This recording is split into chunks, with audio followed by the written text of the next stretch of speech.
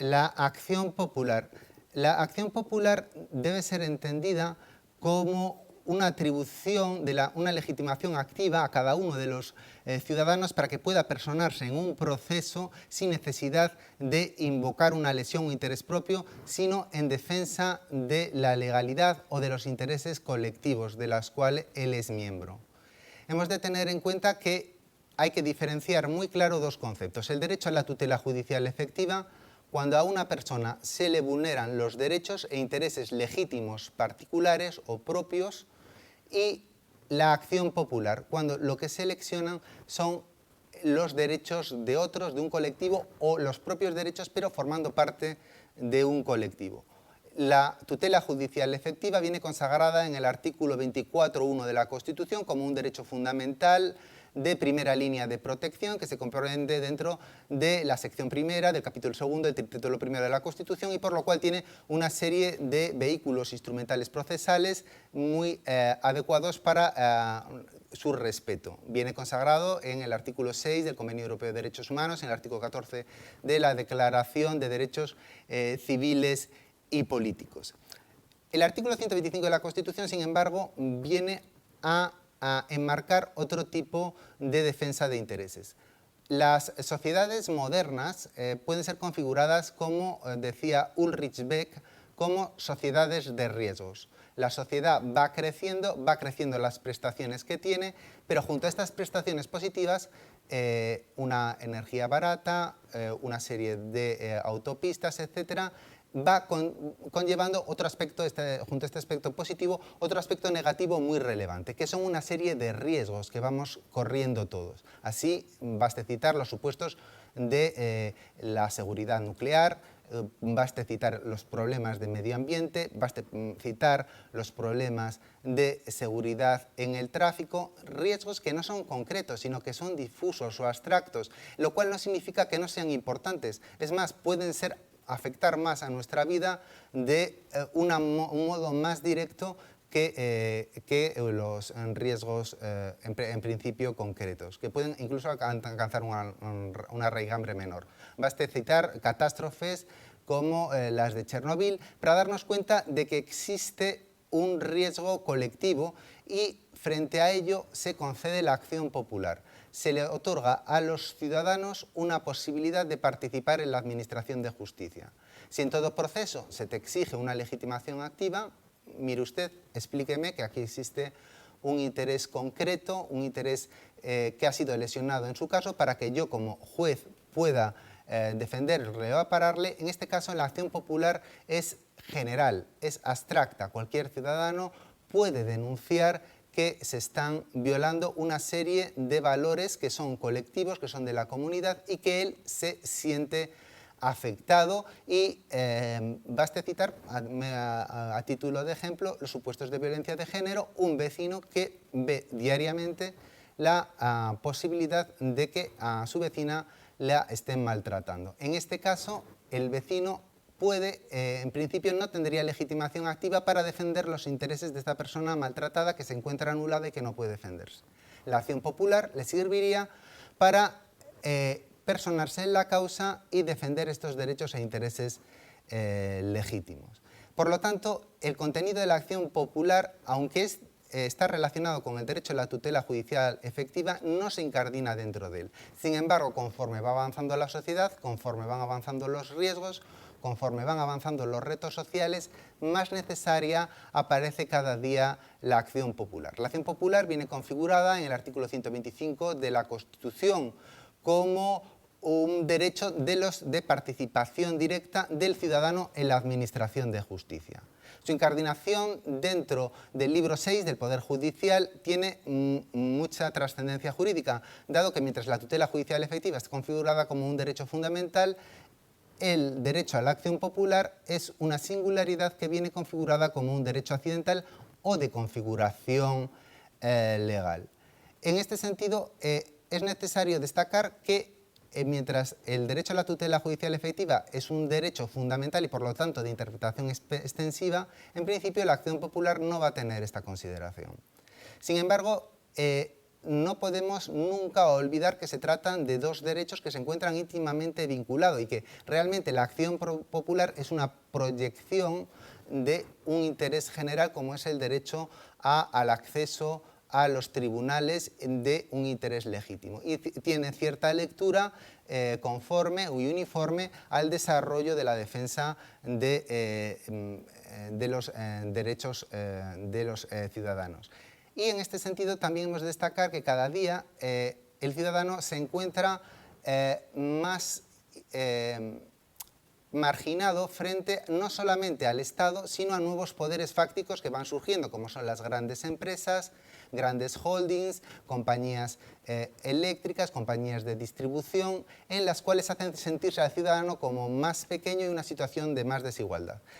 El vehículo que tienen los ciudadanos es asociarse mediante asociaciones. Esto viene comprendido entre el artículo 7.1 de la Ley Orgánica del Poder Judicial, así como los artículos 11.1 de la Ley de Enjuiciamiento Civil del 2000, y en el artículo 11.2 contempla específicamente el supuesto anteriormente aludido de la violencia de género. Por lo cual, la acción popular, aunque viene en una configuración constitucional que en principio solamente tendría un alcance penal, se va proyectando a otros ámbitos.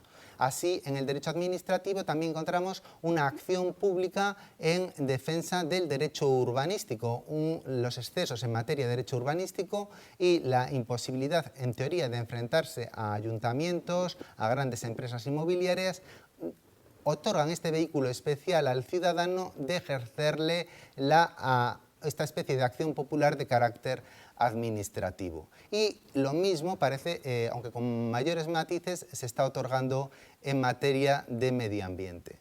Por lo cual, hemos de destacar que la acción popular es un derecho que admite una serie de limitaciones. En concreto, en el aspecto penal, la jurisprudencia del Tribunal Supremo se muestra estricta, dado que hay muchos países donde no se reconoce la acción popular en el marco de la defensa de los intereses judiciales, ha establecido una jurisprudencia de carácter bastante restrictivo. Y en este sentido cabe citar dos sentencias emblemáticas, que es la sentencia de Botín de 1997, una sentencia que viene a decir que en el ámbito del procedimiento abreviado, que es el de la generalidad de los delitos, una parte, si no acusa, la acusación particular, aquella que tiene un interés propio o el Ministerio Fiscal, no tiene cabida la posibilidad de condenar mediante la acusación particular.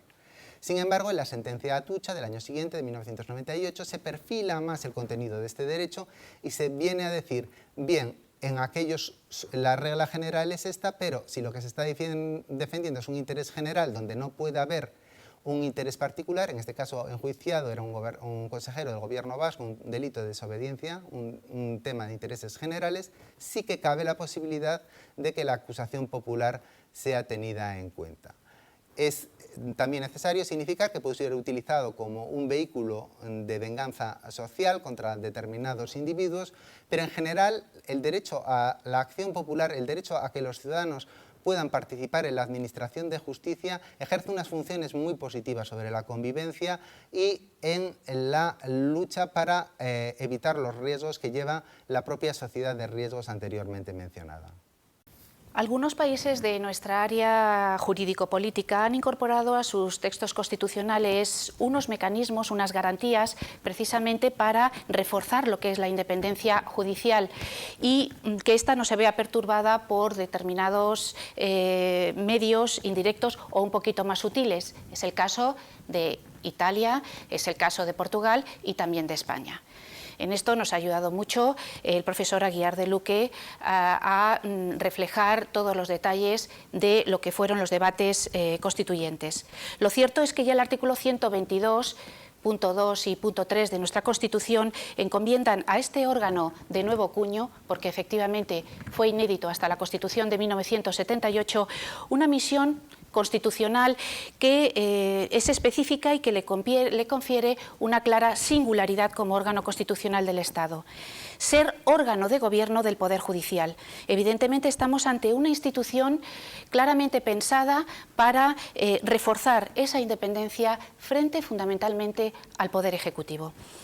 En estos debates parlamentarios, evidentemente, hubo un acuerdo generalizado en torno a este órgano, pero muy poco tiempo después surgieron ya las discrepancias en torno a su composición, sus funciones y su significado. No en vano, desde la primera ley orgánica del Consejo General del Poder Judicial de 1980 hasta la última reforma de la ley orgánica del Poder Judicial de 2009, se ha pasado por diversas reformas, en concreto por la primera ley orgánica del Poder Judicial del 85 y las sucesivas reformas del 87, del 88, del 94, del 98, 2001, 2003, 2004 y 2005. Curiosamente, el sistema de designación de los vocales del Consejo General del Poder Judicial desde un principio estuvieron fuertemente inspirados en el sistema italiano. Fueron muy significativos unos votos particulares a una sentencia del Tribunal Constitucional, en concreto la sentencia 105/2000, en la que ya de alguna manera estos votos particulares llegaron a desautorizar al propio Tribunal Constitucional. Incluso la propia jurisprudencia sentada por este alto tribunal en el 86 y en el 90, momento en que se produjo el primer ataque hacia el sistema judicial.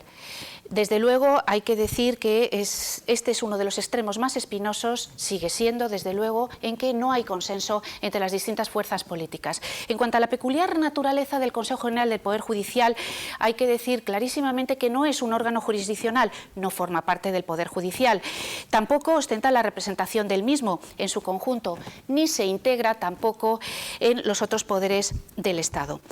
Se ha llegado a la conclusión, tras una serie de tesis desarrolladas en los años 80, que se desecharon, se ha llegado a la conclusión de que no es una expresión de un hipotético autogobierno de la Judicatura y además tampoco es un órgano representante del Poder Judicial. ¿Pero por qué hacemos tal afirmación? Evidentemente nos apoyamos en la jurisprudencia del Tribunal Constitucional. Este afirma que el Consejo solo con su existencia, defendiendo sus atribuciones, defendiendo sus competencias, de alguna manera, quizá de una forma indirecta, está ya reforzando el principio de independencia judicial.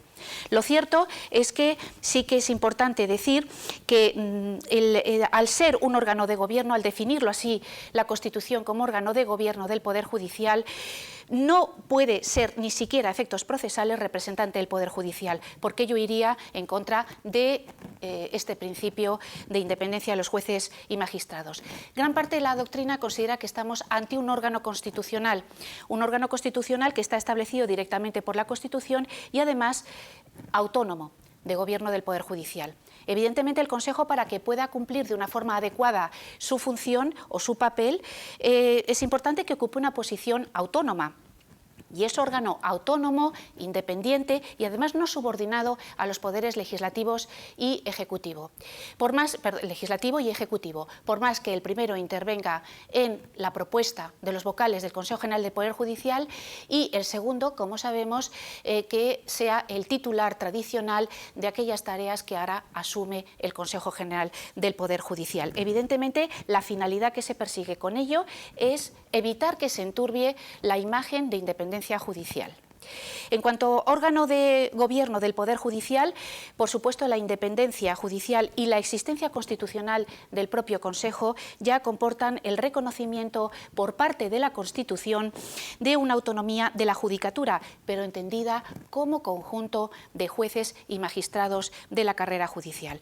Finalmente, el Consejo General del Poder Judicial no forma parte del Poder Judicial porque si este último se encarna en cada juez y magistrado cuando estos ejercen la potestad jurisdiccional, y dado que el Consejo carece de estas potestades o potestad de esta índole, evidentemente llegamos a la conclusión de que no puede incardinarse en el Poder Judicial. De la composición se ha dicho muchísimo y es una cuestión polémica, composición del Consejo General del Poder Judicial, y que la Constitución, como sabemos, recordamos brevísimamente, establece que 12 de sus vocales deben ser elegidos entre jueces y magistrados de todas las judicaturas. vocales, pero además también añade 8 vocales entre juristas, abogados y juristas de reconocido prestigio con más de 15 años de ejercicio profesional. De alguna manera, con estas dos indicaciones, lo que se pretende es que el Consejo General del Poder Judicial se nutra de personas con experiencia,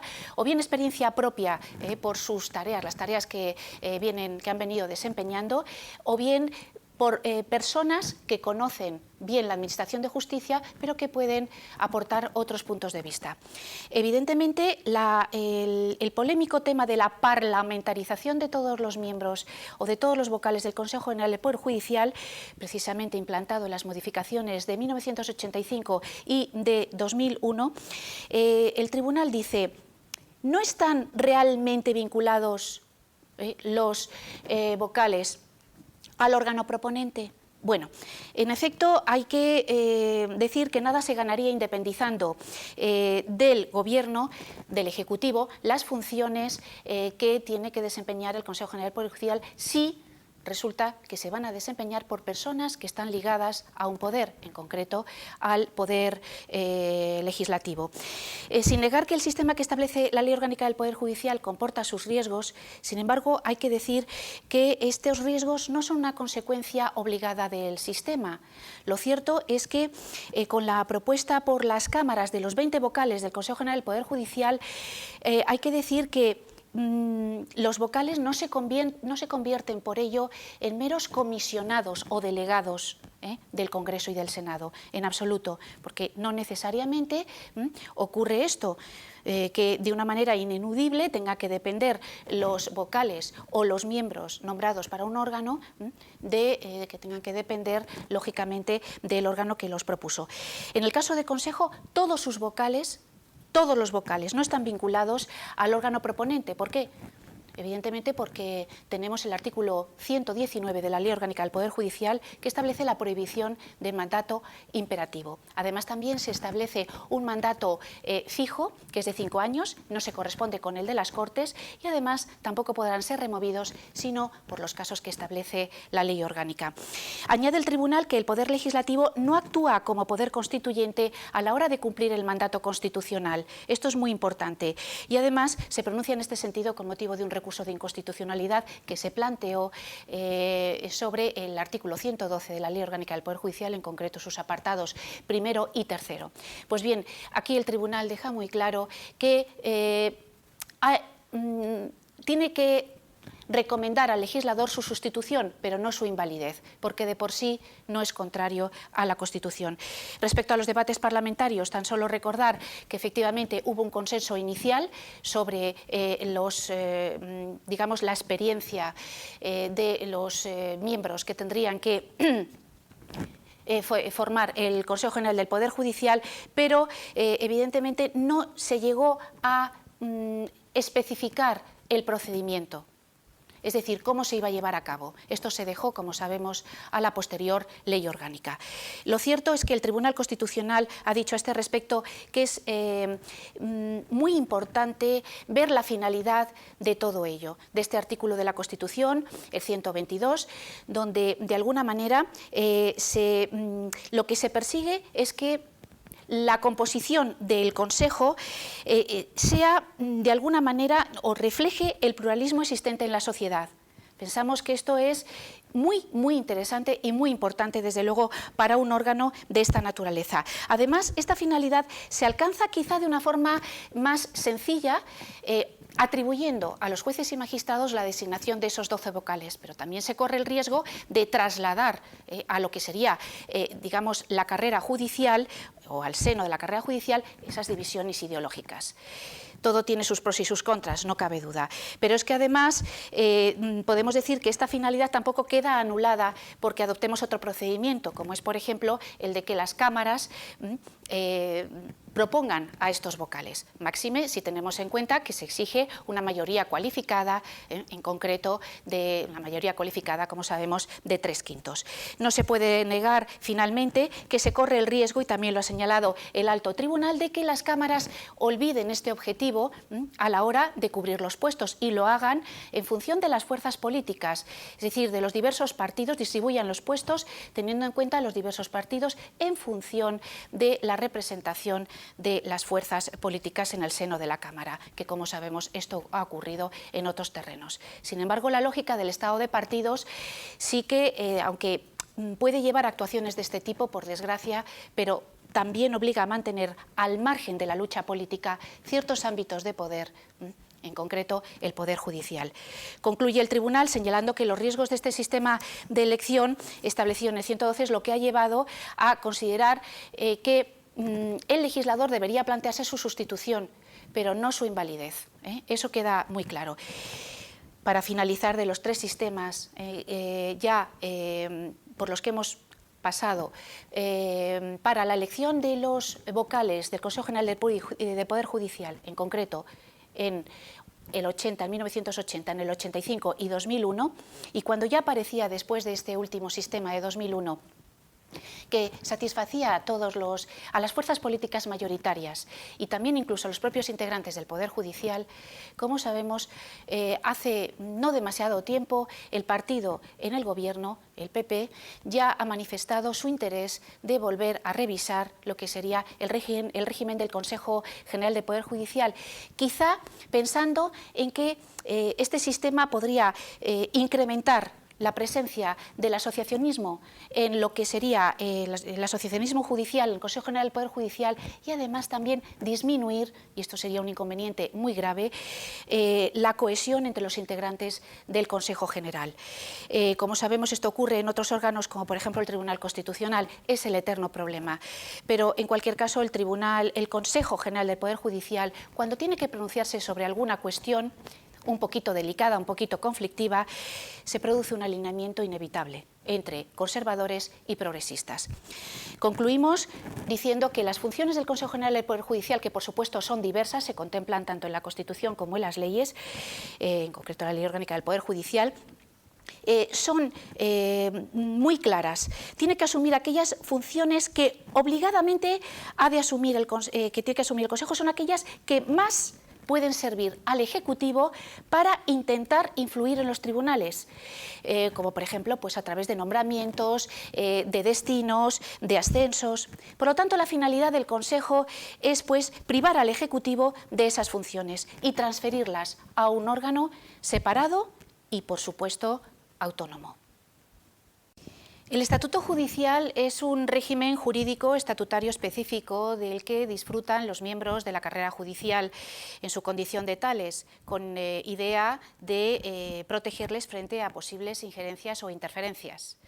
El Tribunal Constitucional ya indica que el artículo 122.1 de la Constitución no crea el cuerpo único judicial, ni es una norma de aplicación directa. Tan solo es un mandato al legislador que desarrolla cumplidamente, por cierto, la Ley Orgánica 5/1981, que es precisamente la que lleva a cabo la integración de los antiguos jueces de distrito en la carrera judicial.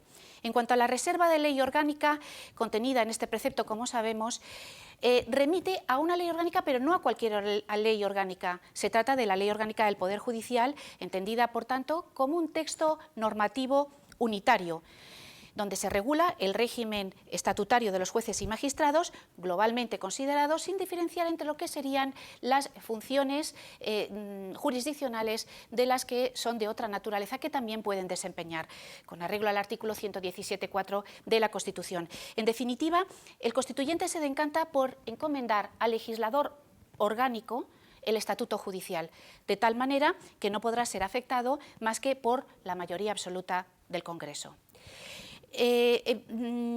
Sí, existen unos dispositivos legales protectores de la independencia colectiva e individual. Nos vamos a referir a la independencia individual de los jueces y magistrados, que precisamente vamos a desarrollar enseguida en dos puntos: lo que sería el plano constitucional y el plano legal. En efecto, en cuanto al primero, tendremos que destacar, sin lugar a dudas y en primer lugar, la inamovilidad.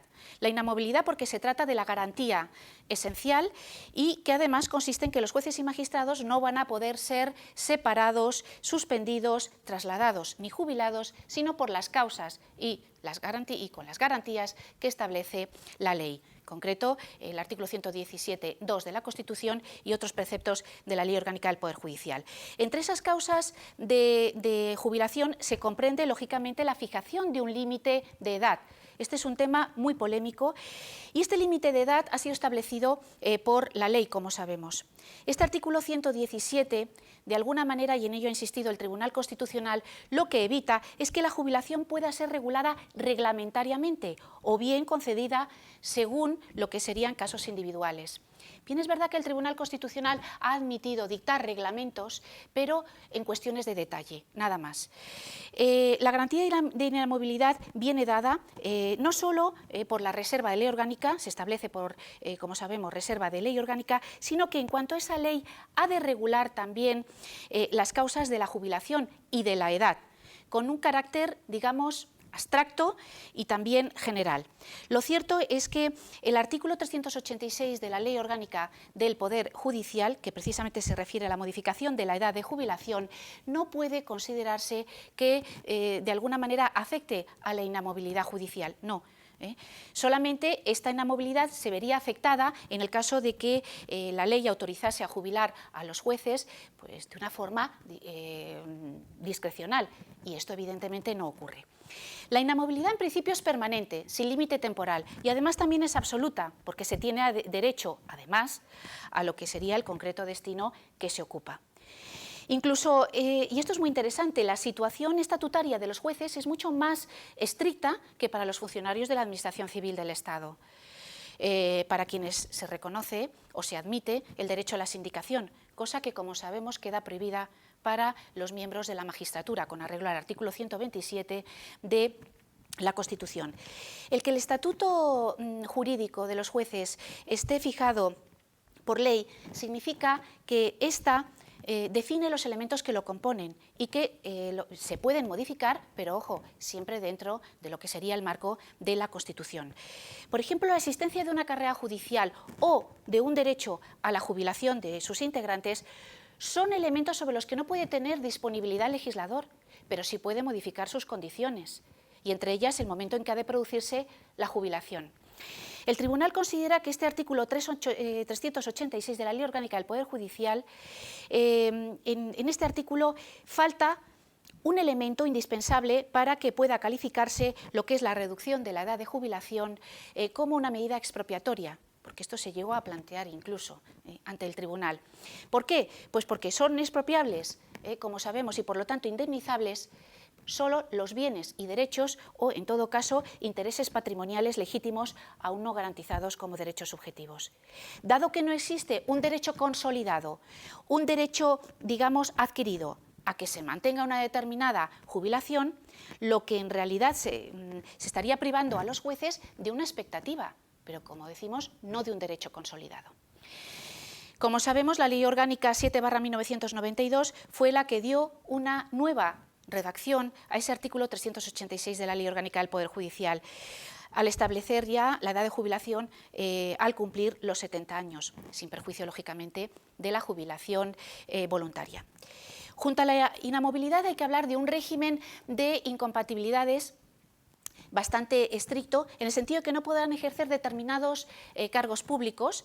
Por cierto, esta prohibición específica hubiera sido o resulta, a mi juicio, innecesaria. También el profesor Íñigo Cabero opina lo mismo, desde el momento en que hubiera bastado con incluirla dentro del Estatuto en el artículo 122. Y además tampoco podrán asociarse para determinados propósitos. Así reza el artículo 127 de la Constitución. Pero que el legislador no ha pretendido establecer unas reglas aisladas sobre incompatibilidad, sino tan solo un sistema en el que la premisa básica va a ser precisamente la exclusividad de la función jurisdiccional.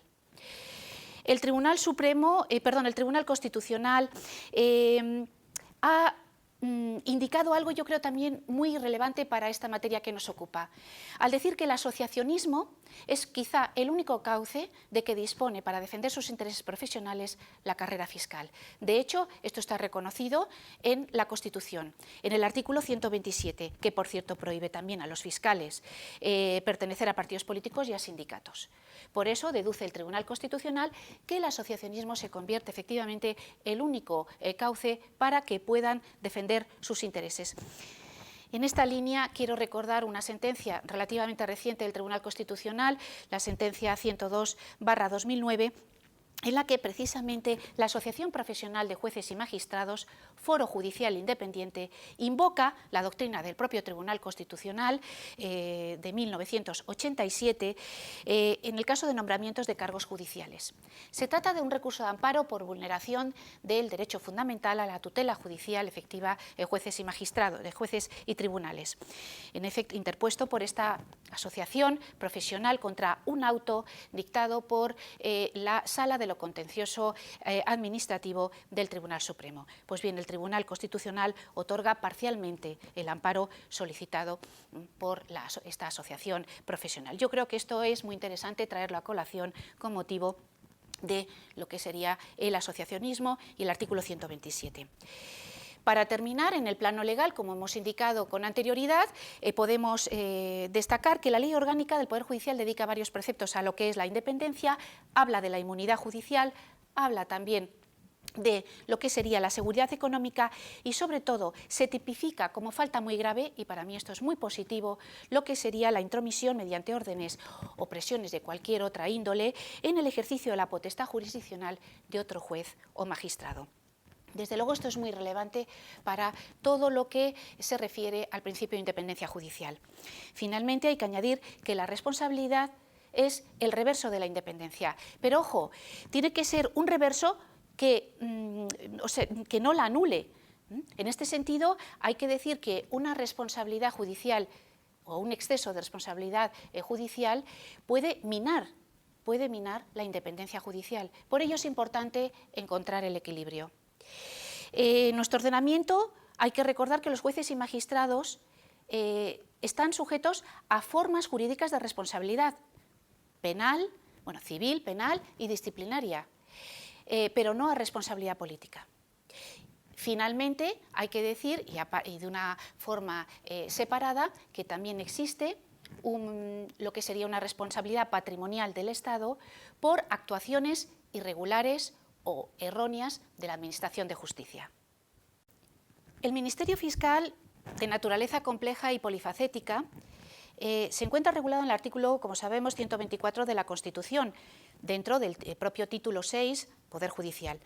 Tiene por misión promover la acción de la justicia en defensa de la legalidad, de los derechos de los ciudadanos y, por supuesto, el interés público tutelado por la ley, pero siempre desde la más estricta objetividad e independencia.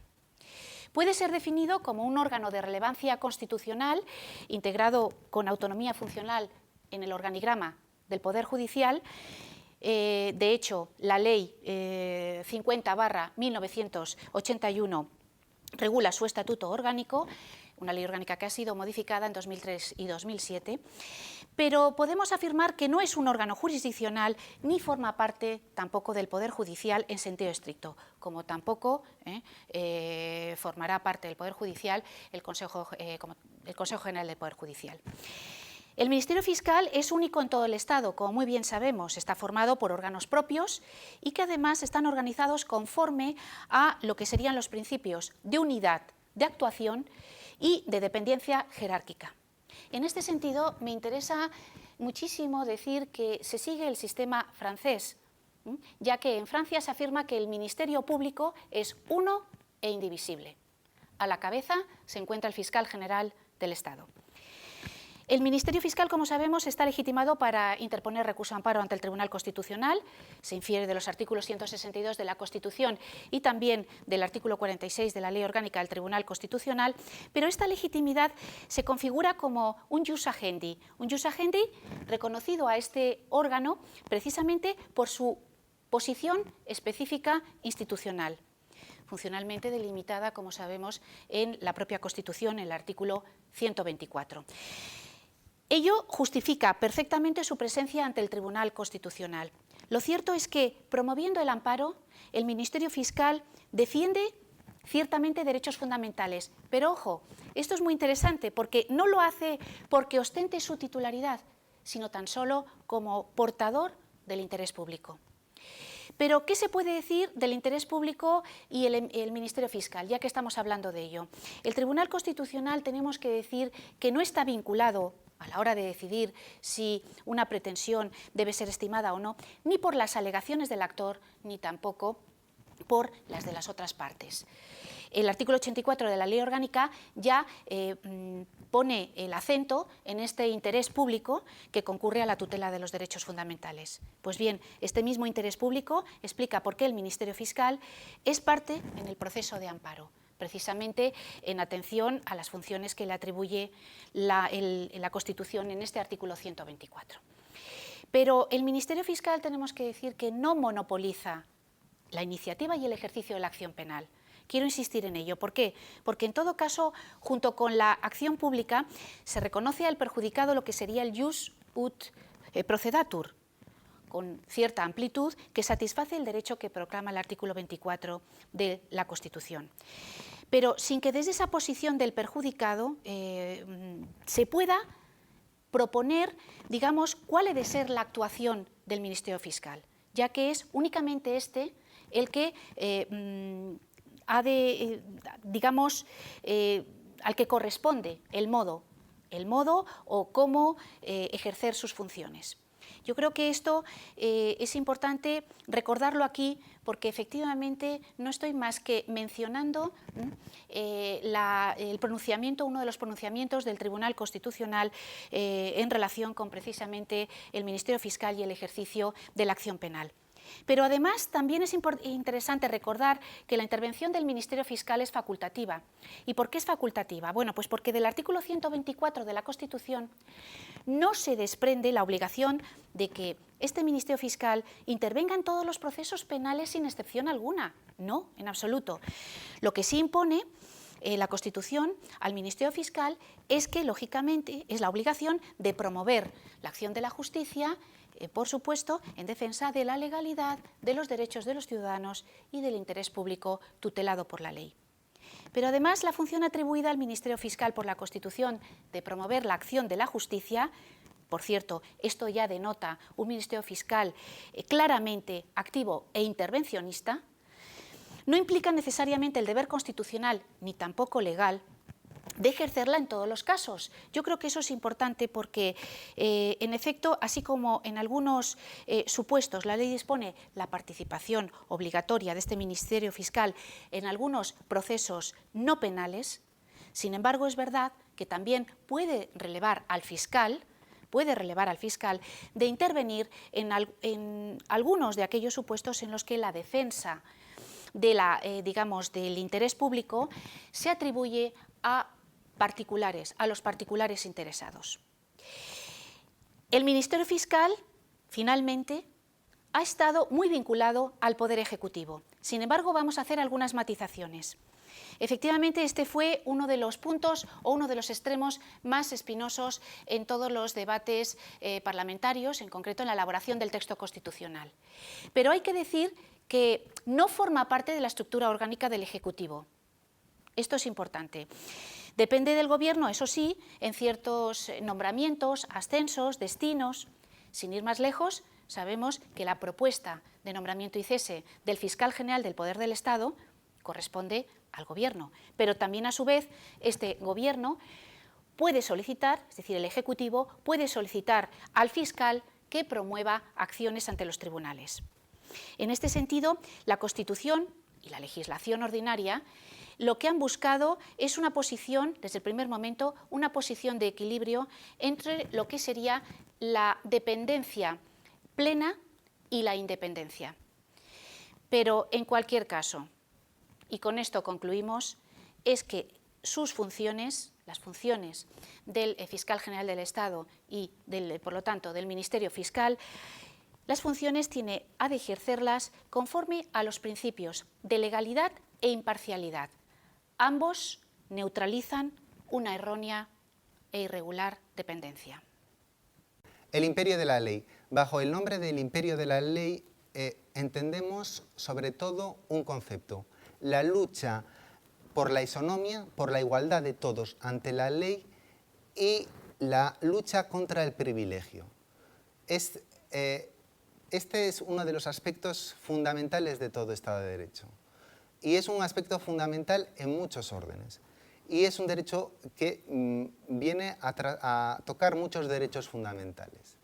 Un marco de convivencia tiene que ser establecido por parte del ordenamiento jurídico. El ordenamiento jurídico tiene la misión de establecer la armonía social, tiene la misión de establecer la paz entre todos los ciudadanos. El imperio de la ley conlleva que el ciudadano renuncie a su ego, a su libertad individual, en favor de la colectividad, pero bajo una garantía, que esta subordinación sea igual para todos.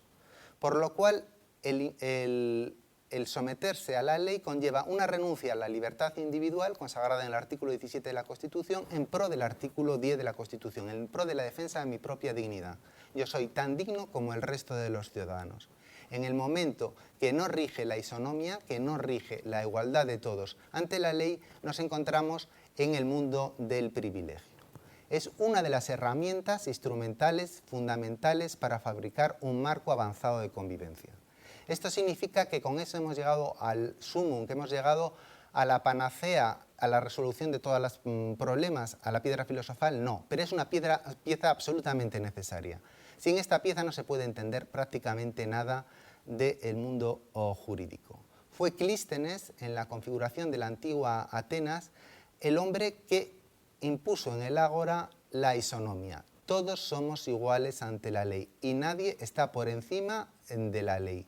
Y en este sentido, cuando alguien se salta la ley pierde su efecto erga omnes, deja de ser una norma, deja de tener una virtualidad jurídica.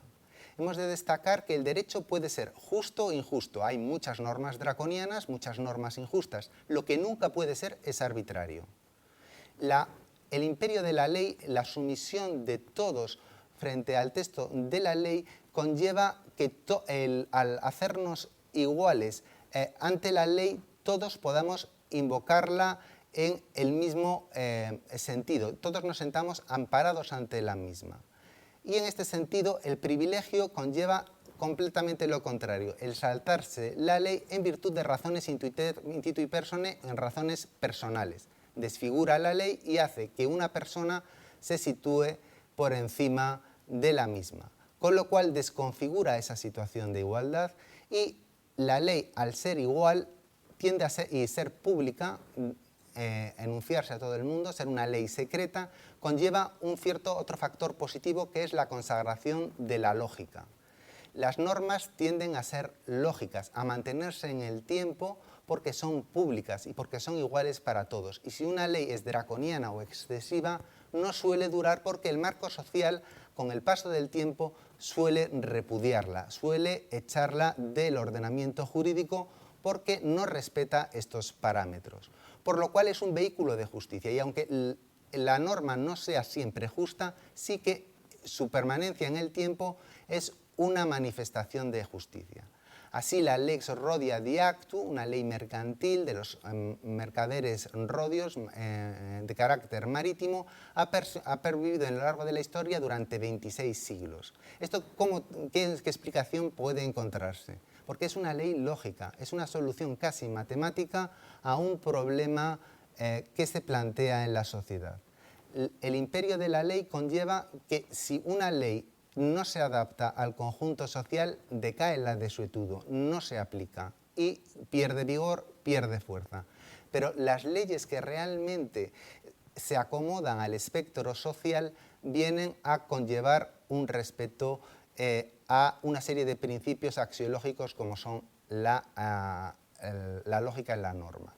Y en este sentido hemos de destacar que el preámbulo de la Constitución ya establece el imperio de la ley como uno de los paremagnus, uno de los objetivos, leitmotivs que pueden guiar a nuestro moderno Estado de Derecho. Una sociedad democrática avanzada exige un imperio de la ley. Viene consagrado en el artículo 9.1 de la Constitución, sujeta a los tribunales al imperio de la ley en el artículo 117 de la Constitución y una vez que la ley es vulnerada, existen los mecanismos de la administración de justicia para poder actuar. Es la lucha de los poderes públicos, el no poder utilizar discrecionalmente sus poderes, sino sujetarse al imperio de la ley, lo que lleva el artículo 103.1 de la Constitución a sujetar a la administración al margen del imperio de la ley. No puede actuar fuera de la ley. Todas las potestades administrativas que se otorgan tienen un cobijo, un amparo legal y pueden ser supervisadas, por lo tanto, por los tribunales contenciosos administrativos vía artículo 106 de la Constitución. Siempre se darán problemas de personas que intentan mantenerse al margen de la ley, de situaciones de poderes fácticos que entienden que no se sujetan a la ley, pero es misión de una sociedad democrática avanzada mantener vivo, presente y vigente este principio, este sagrado principio que heredamos de la Constitución ateniense de Clístenes. Es uno de los factores para llegar a conseguir una sociedad armónica, avanzada y plural. Inamovilidad judicial.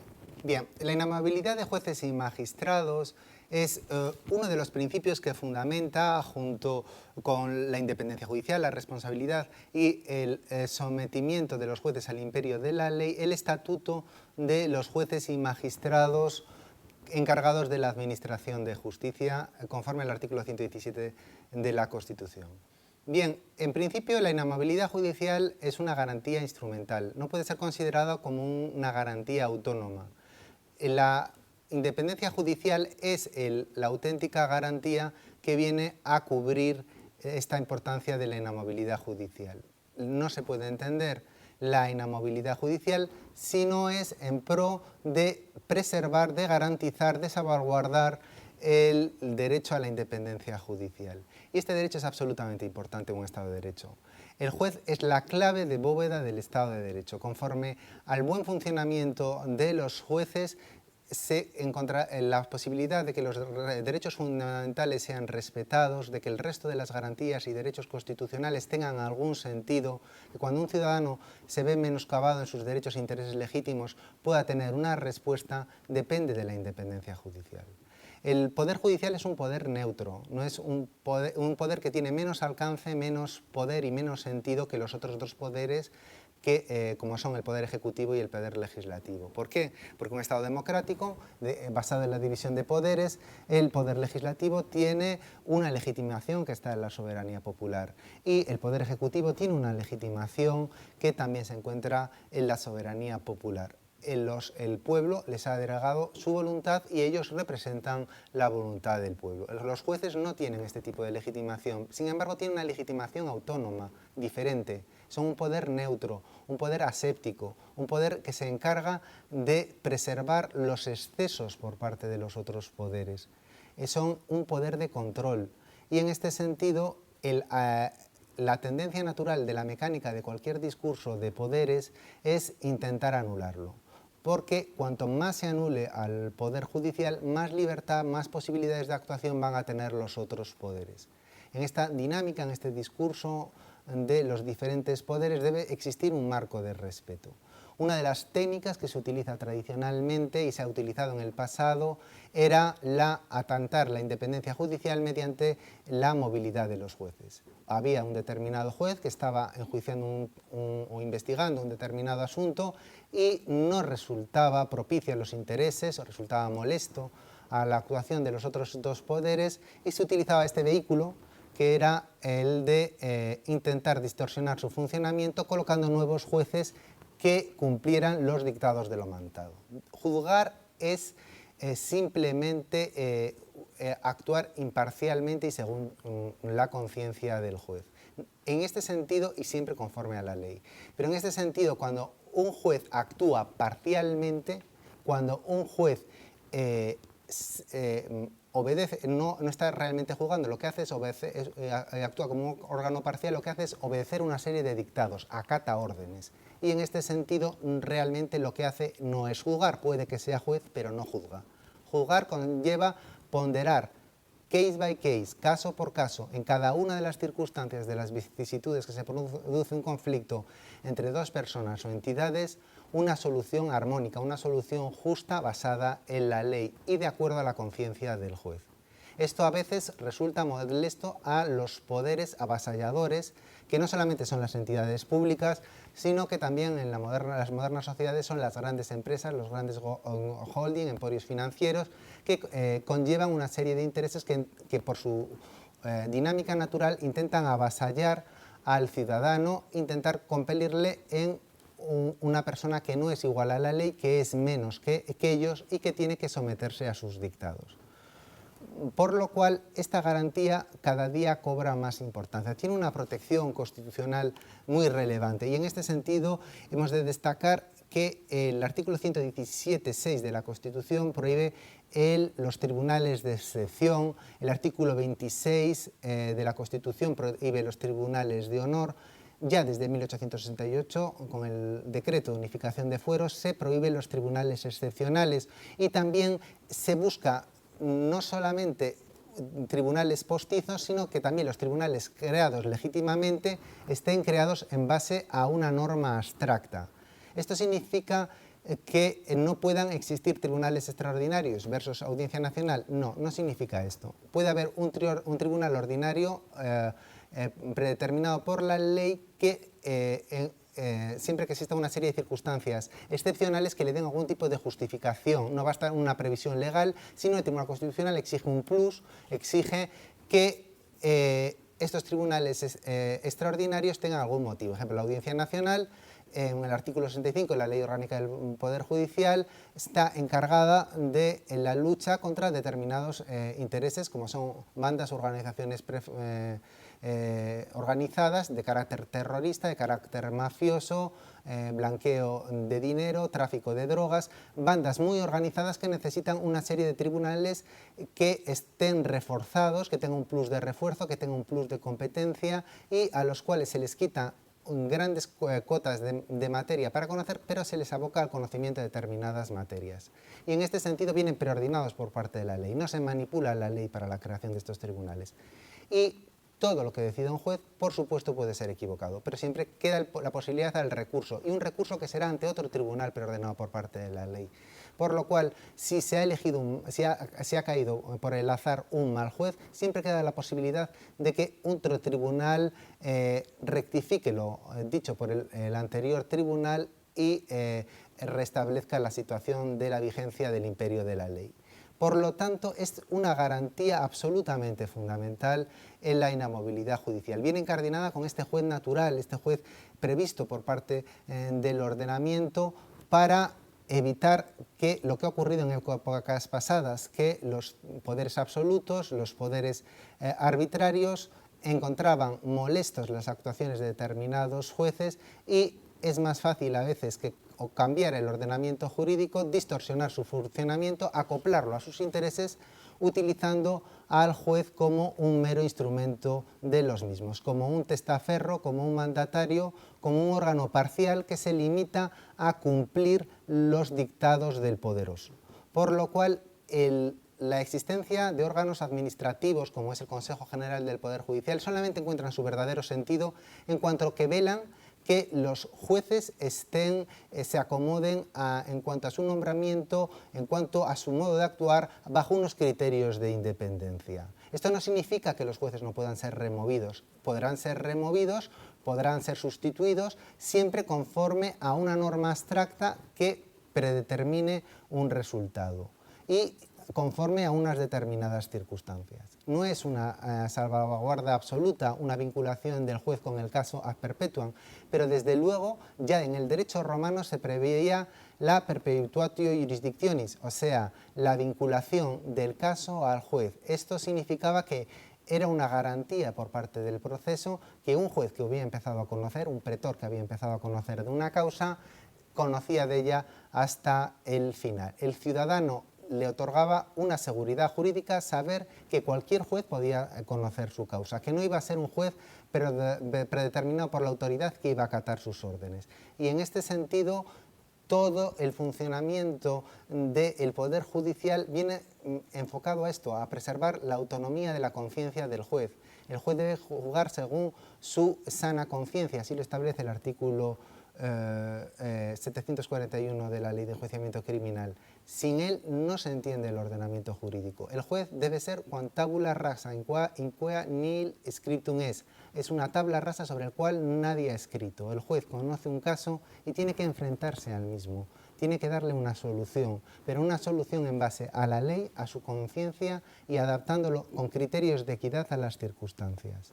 Para evitar, no se crean ustedes que el derecho a la inmovilidad judicial es una reminiscencia de una garantía trastocada en el pasado. Siempre que existan poderosos en un lado, existirán tendencias a que sus poderes no encuentren freno, que no encuentren limitaciones. La jurisprudencia está, no solamente de España, sino de cualquier otro país avanzado, está llena de conflictos entre el orden jurisdiccional y el resto de los poderes del Estado. Y en muchos de los casos el Poder Judicial reacciona a atentados contra su independencia.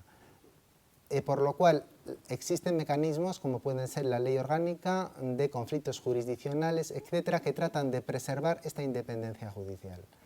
Y si no hubiera un juez predeterminado por la ley con la garantía de que no va a ser movido discrecionalmente, muy poco valdrían todo el resto de las garantías y de derechos reconocidos por parte de la ley, porque el poder siempre podría instrumentalizar la decisión final de conforme a sus intereses. El principio de independencia judicial es un elemento constitutivo y distintivo del propio Poder Judicial. El rasgo que principalmente caracteriza, como sabemos, el ejercicio de la función jurisdiccional y que lo distingue del ejercicio de otras funciones públicas es precisamente la de hacerse con independencia y pleno sometimiento o sometimiento exclusivo al imperio de la ley. También el Tribunal Constitucional ha contribuido a estas afirmaciones diciendo que constituye una pieza clave o esencial de nuestro ordenamiento como de todo Estado de Derecho, y además la misma Constitución lo pone gráficamente de manifiesto o de relieve al hablar de poder, entre comillas, judicial, lo que no hace con los otros dos poderes, legislativo y ejecutivo.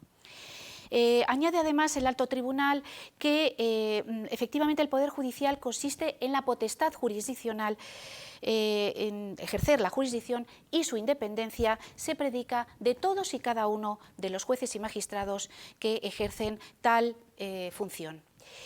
El principio de independencia, en el sentido de no admitir intervención alguna, como acabamos de decir, que es un rango distintivo de cualquier Estado de Derecho y propio del ejercicio de la jurisdicción, también ha sido definido como ausencia de jerarquía. Sin embargo, esto implica ciertos riesgos. Esta es una definición un poco arriesgada, porque tenemos inmediatamente que decir que esto no quiere o no supone que jueces y magistrados puedan actuar a su propio arbitrio. Con lo cual hay que tener un poco de cuidado al hacer ciertas afirmaciones. La independencia además es reiteradamente proclamada tanto en la Constitución, artículos 117, 124, 127, y las leyes, la Ley Orgánica del Poder Judicial, así como los tratados internacionales sobre derechos humanos suscritos por España.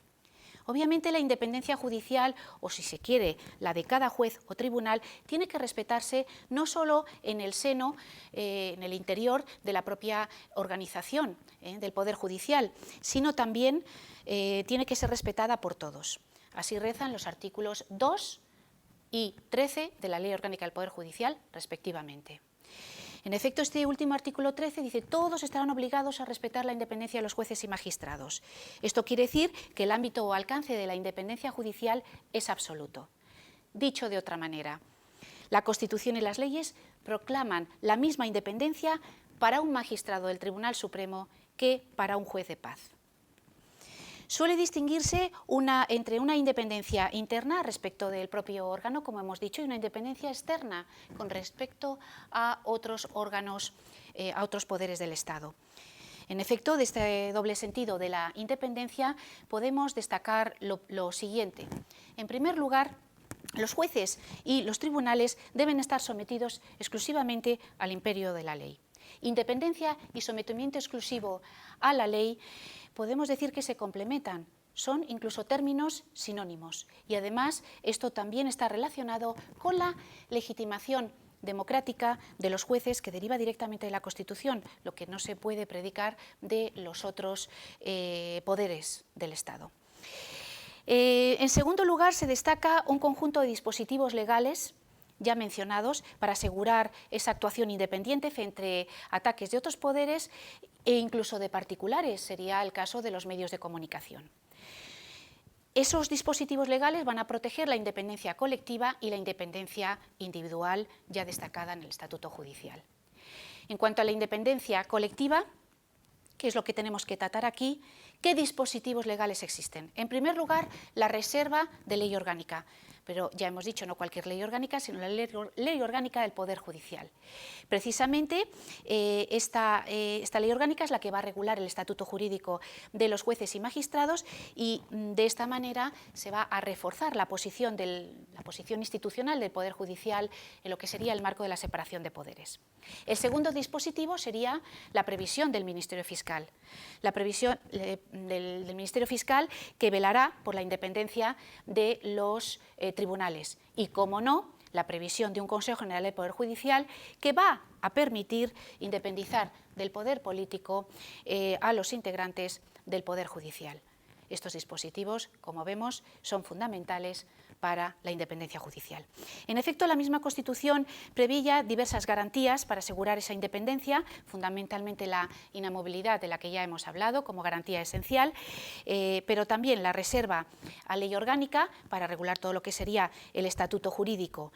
Sin embargo, esa independencia tiene el contrapeso de la responsabilidad, como ya hemos visto y no vamos a volver a hablar de ello, y el estricto acantonamiento de los jueces y tribunales en lo que sería su función jurisdiccional. Ahora bien, añade la Constitución en el 117.4, y las demás que expresamente les sean atribuidas por ley en defensa de cualquier derecho. Este último inciso tiende a garantizar la separación de poderes, sin duda alguna. Finalmente, la independencia judicial no es un derecho de los miembros de la carrera judicial. En realidad es una posición o estatus singular que el ordenamiento les otorga precisamente para garantizar la independencia y evitar esas injerencias o interferencias, internas o externas, en el ejercicio de lo que es la función jurisdiccional. Se ha llegado a definir como una prerrogativa funcional. No es del todo exacta o acertada esta definición, pero podemos sugerirla como una aproximación, y esta prerrogativa funcional estaría presente en virtud de la exclusiva sumisión del juez a la ley. Este principio de independencia judicial, por último, ha contado en los ordenamientos jurídicos constitucionales con un amplio abanico de garantías, entre las cuales ocupa un lugar particularmente relevante, como sabemos, el Estatuto Judicial. El jurado popular responde a una forma de organizar el Poder Judicial en un país concreto y es una de las manifestaciones más importantes de la participación del pueblo en la administración de justicia. En este sentido, cabe señalar que la institución del jurado popular ha sido apoyada en las épocas de libertad, sin embargo, en las dictaduras ha sido perseguida, incluso suprimida.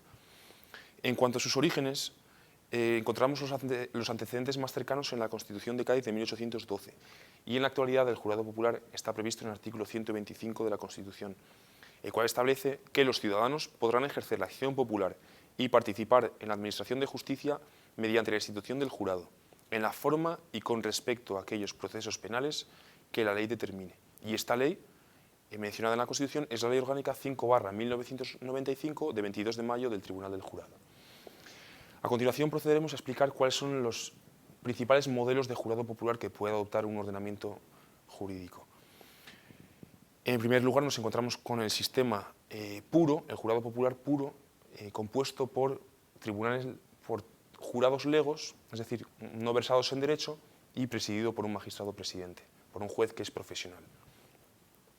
En segundo lugar estaría el sistema de escabinato, en el que actúan conjuntamente jueces legos y jueces profesionales. Un tercer modelo sería el sistema de justicia profesional compuesto únicamente por jueces profesionales. Y en cuarto lugar está el modelo mixto, en el que coexisten el sistema puro y el sistema de escabinato.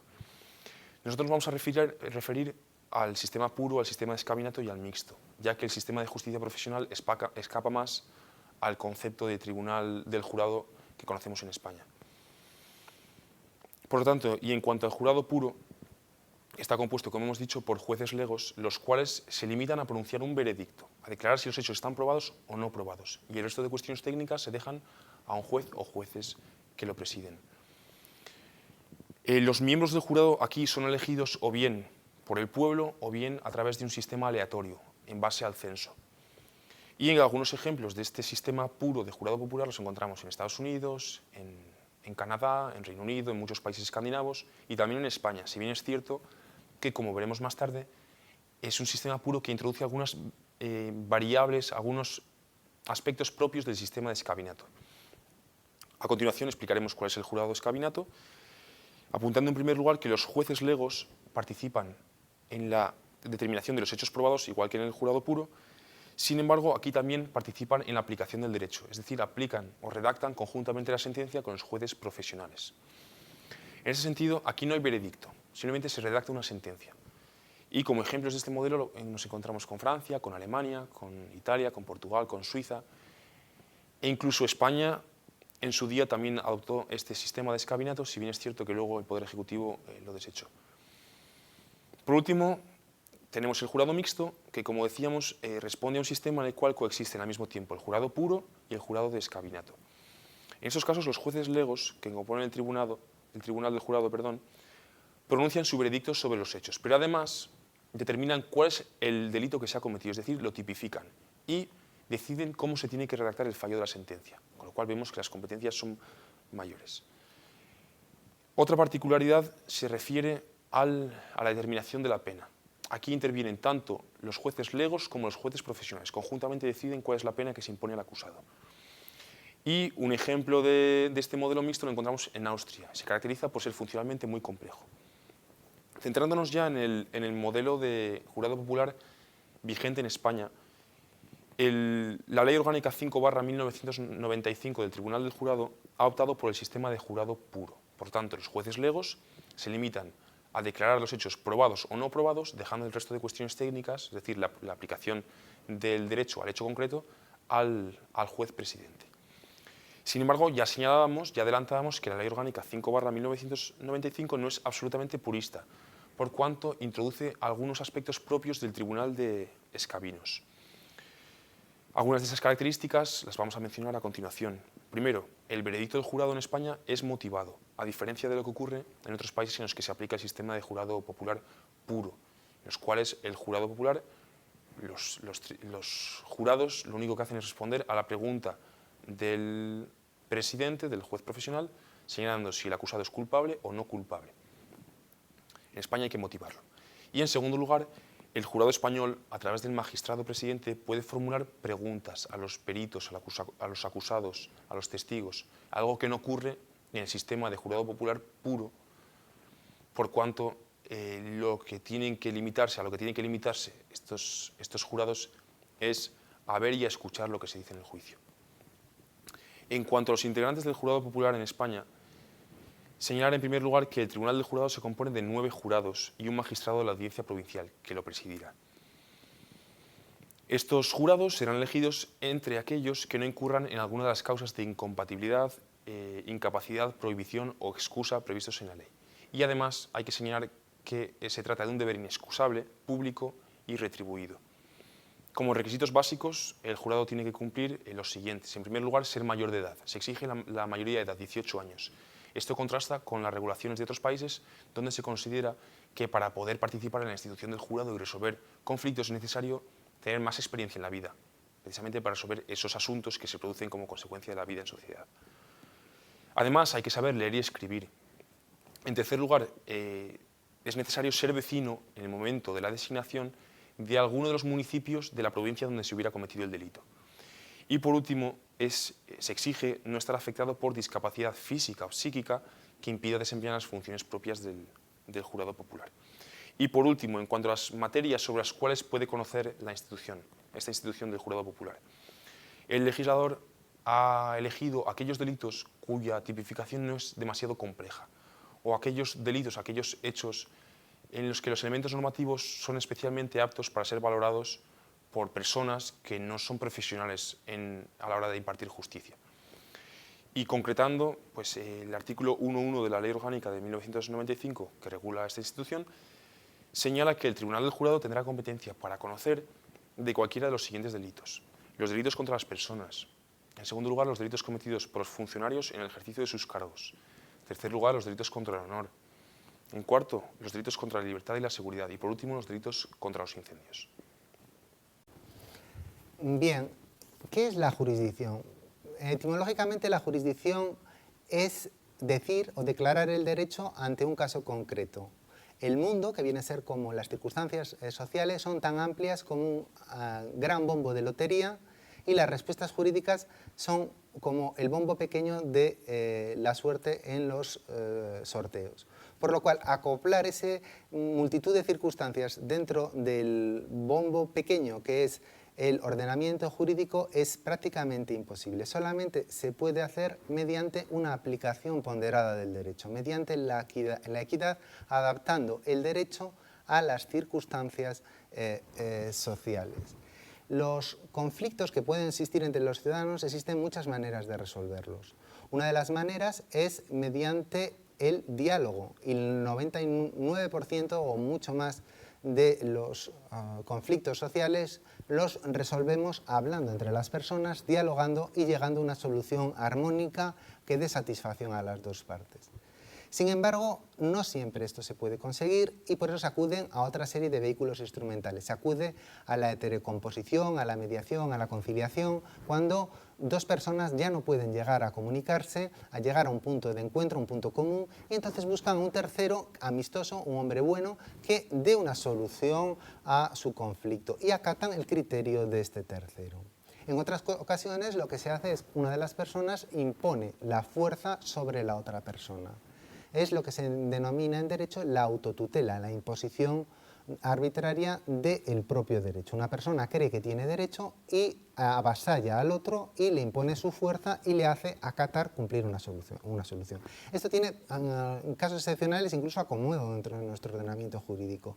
En el artículo 612 del Código Civil faculta a un ciudadano perseguir enjambres de abejas en un fundo ajeno. Y el artículo 592 del Código Civil faculta a un ciudadano a cortar de por sí las raíces que crezcan de un fundo ajeno. Son derechos en los cuales uno puede realizar la fuerza.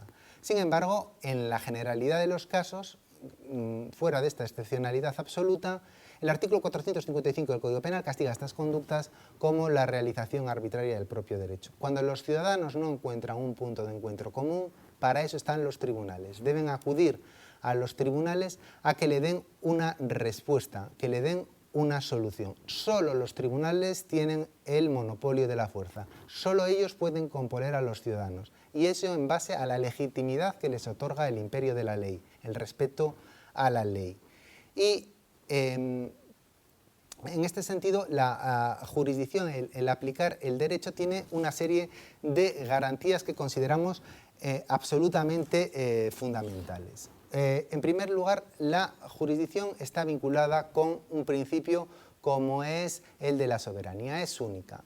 La jurisdicción se tiene porque se participa de la soberanía popular. Y la soberanía popular encarga, conforme al artículo 117 de la Constitución, a los tribunales el ejercicio de la función jurisdiccional.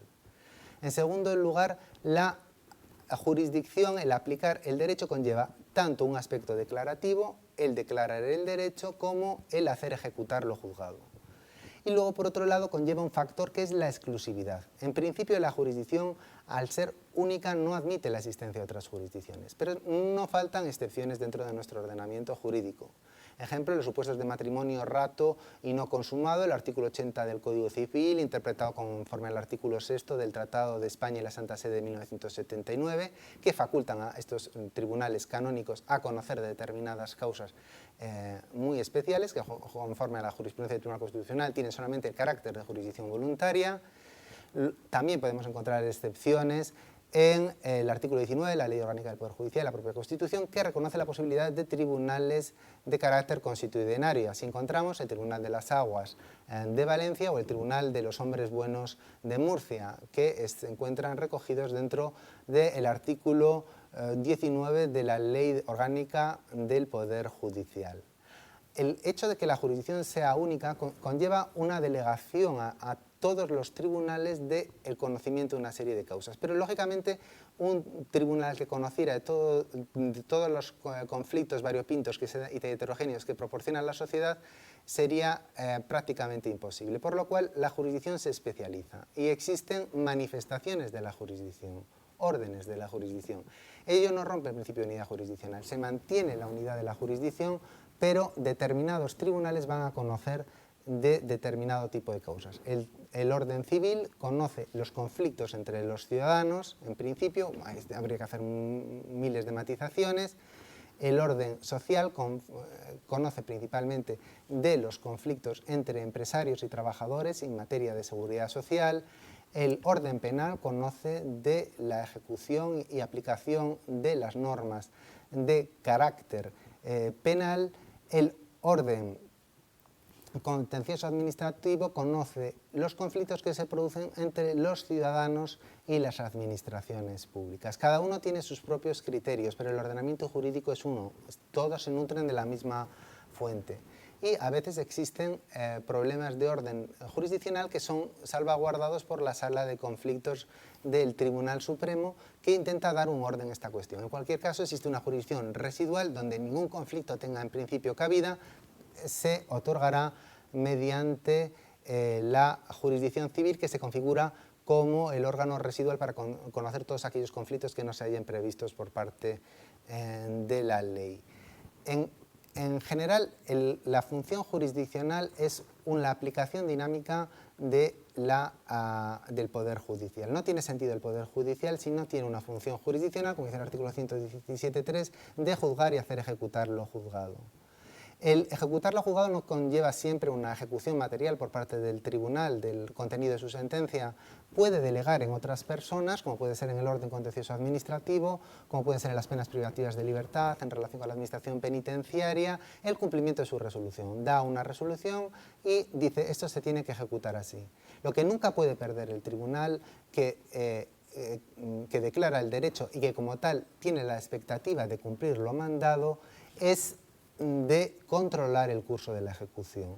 Un tribunal siempre tiene que velar como una parte de su derecho a la tutela judicial efectiva, que da derecho a la función, que da sentido jurídico a la jurisdicción, tanto el aplicar y declarar una norma como conseguir que estas normas no sean papel mojado, que estos supuestos no sean papel mojado, que no sean unas resoluciones meramente de carácter hipotético o sin contenido sustancial. Es necesario, para que el derecho tenga vigencia, que las sentencias judiciales se ejecuten. Y así el artículo 118 de la Constitución establece que todos están obligados a acatar las resoluciones judiciales. Y cuando se dicen todos, es todos los poderes públicos, todos los poderes privados, todos los ciudadanos, todo el mundo se haya vinculado a esta ejecución de lo resuelto, porque si no, el imperio de la ley,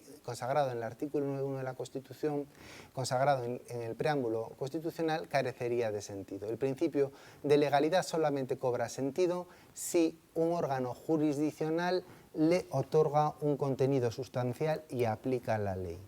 Y en este sentido hemos de configurar que un Estado de Derecho conlleva una serie de respetos a unos derechos fundamentales y la aplicación del ordenamiento jurídico se ve sublimada como un plus en los supuestos en los cuales se trastocan los derechos fundamentales, en los cuales el artículo 53.1 de la Constitución otorga un plus a los tribunales de refuerzo al contenido de sus resoluciones, porque en aras a conseguir una sociedad armónica, una sociedad ordenada, orientada a vivir en paz, solamente tendrá algún tipo de viabilidad o de posibilidad si se hace dentro de un marco ordenado, estructurado, conforme al derecho y con respeto a la resolución de los tribunales, con respeto a la función jurisdiccional.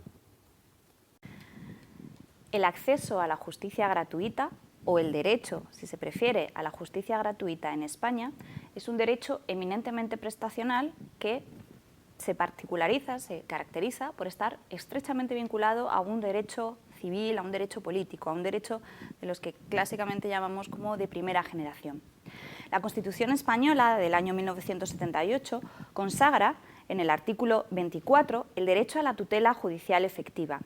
Ese derecho supone que todas las personas que tienen derecho, la redundancia, a obtener la tutela, la asistencia jurisdiccional efectiva de los jueces y los tribunales en el ejercicio de sus derechos legítimos y sin que en ningún caso pueda producirse indefensión.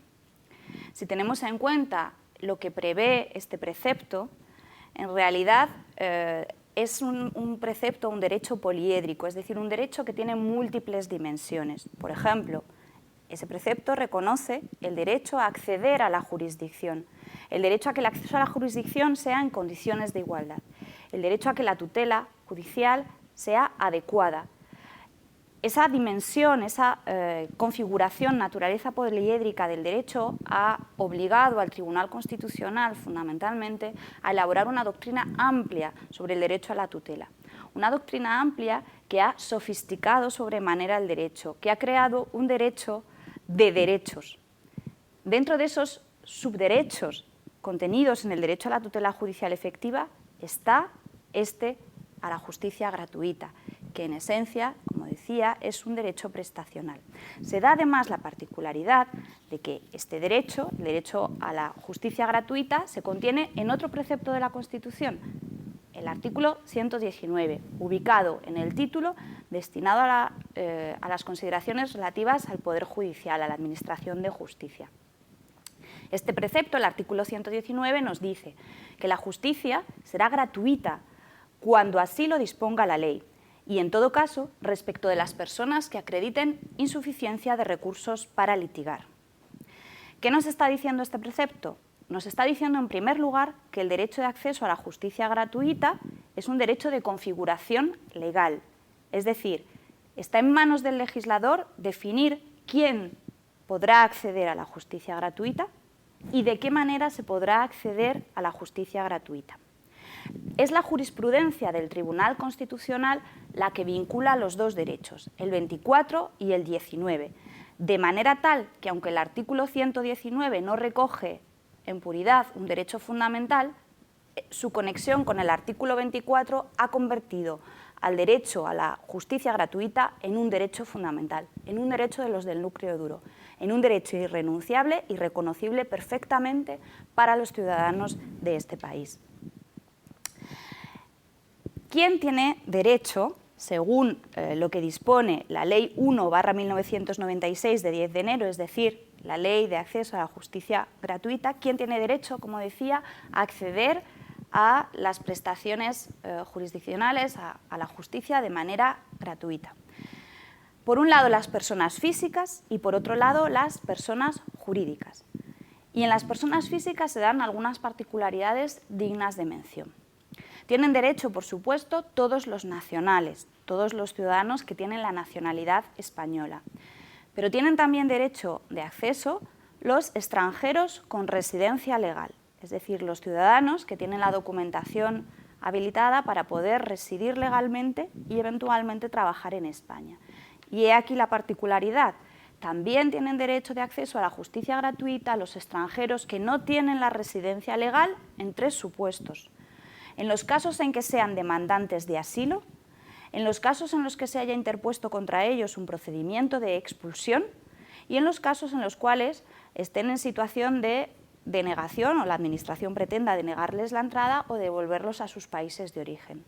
En esos tres supuestos tenemos ciudadanos extranjeros, no comunitarios evidentemente, que no están residiendo legalmente en España, no son residentes legales. Pero a pesar de eso y en la medida en que los resultados, digamos, de estos procedimientos administrativos condicionan su eventual estancia legal en España, la Ley de Justicia Gratuita también prevé la cobertura para estos ciudadanos.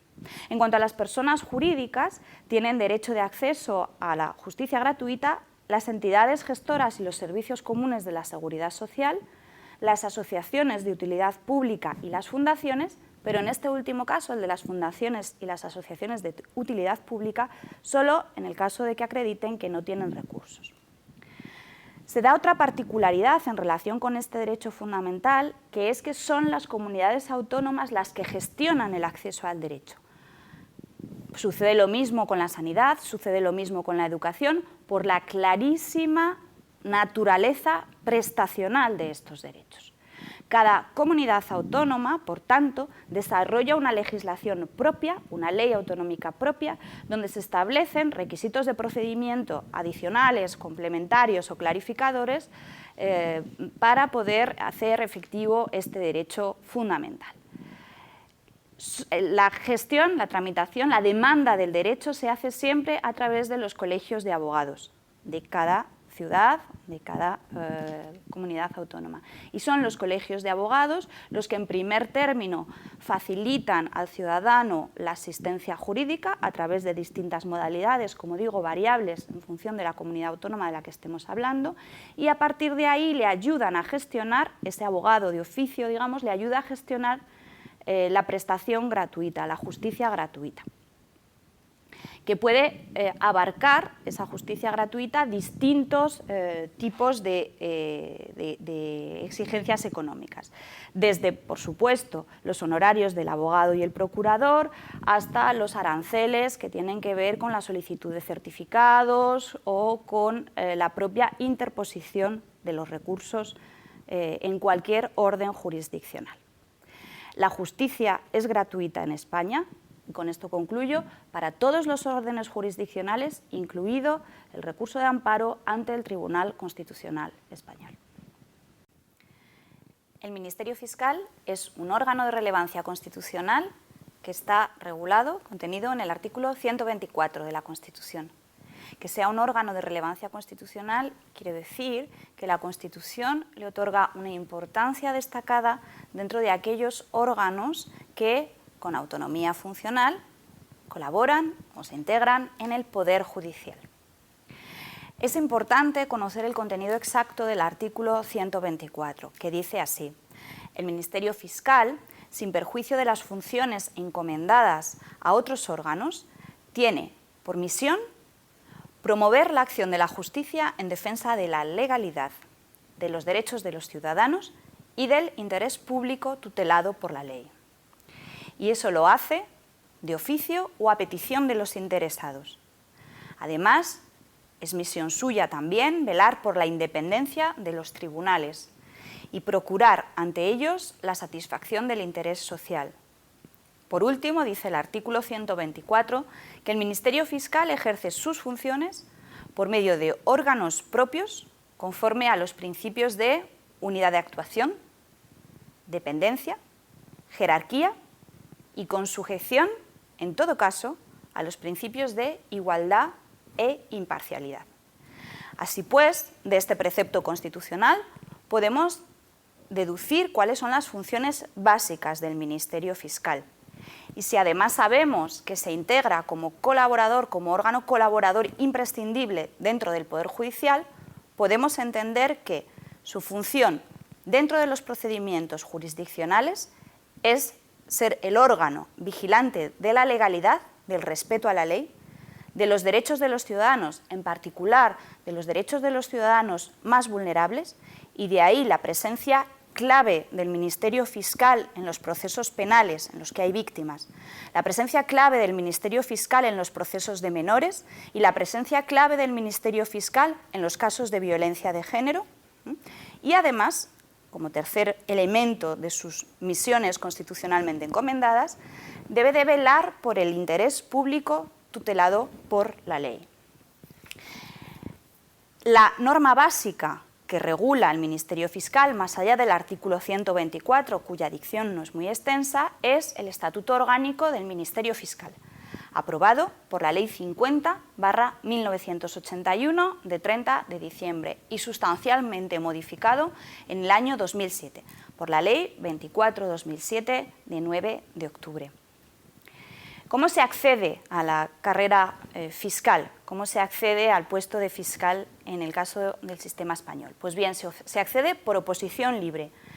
Una vez que se ha aprobado la oposición libre, a la que se puede presentar cualquier licenciado en Derecho, es necesario realizar un curso en el Centro de Estudios Jurídicos, superado el cual es posible acceder a ingresar en la carrera fiscal. Esa carrera fiscal tiene 3 escalafones básicos o 3 categorías básicas.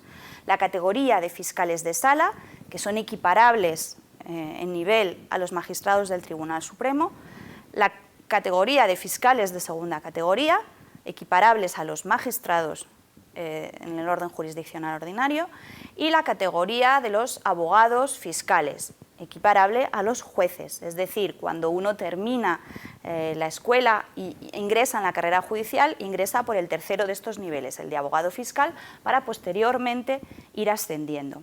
En este sistema perfectamente jerarquizado ocupa la cabeza del sistema, la cúspide de la pirámide, el fiscal general del Estado. El fiscal general del Estado ejerce las funciones de dirección, fundamentalmente, jefatura y representación del Ministerio Fiscal. Y seguramente es una de las figuras más polémicas dentro de esta organización.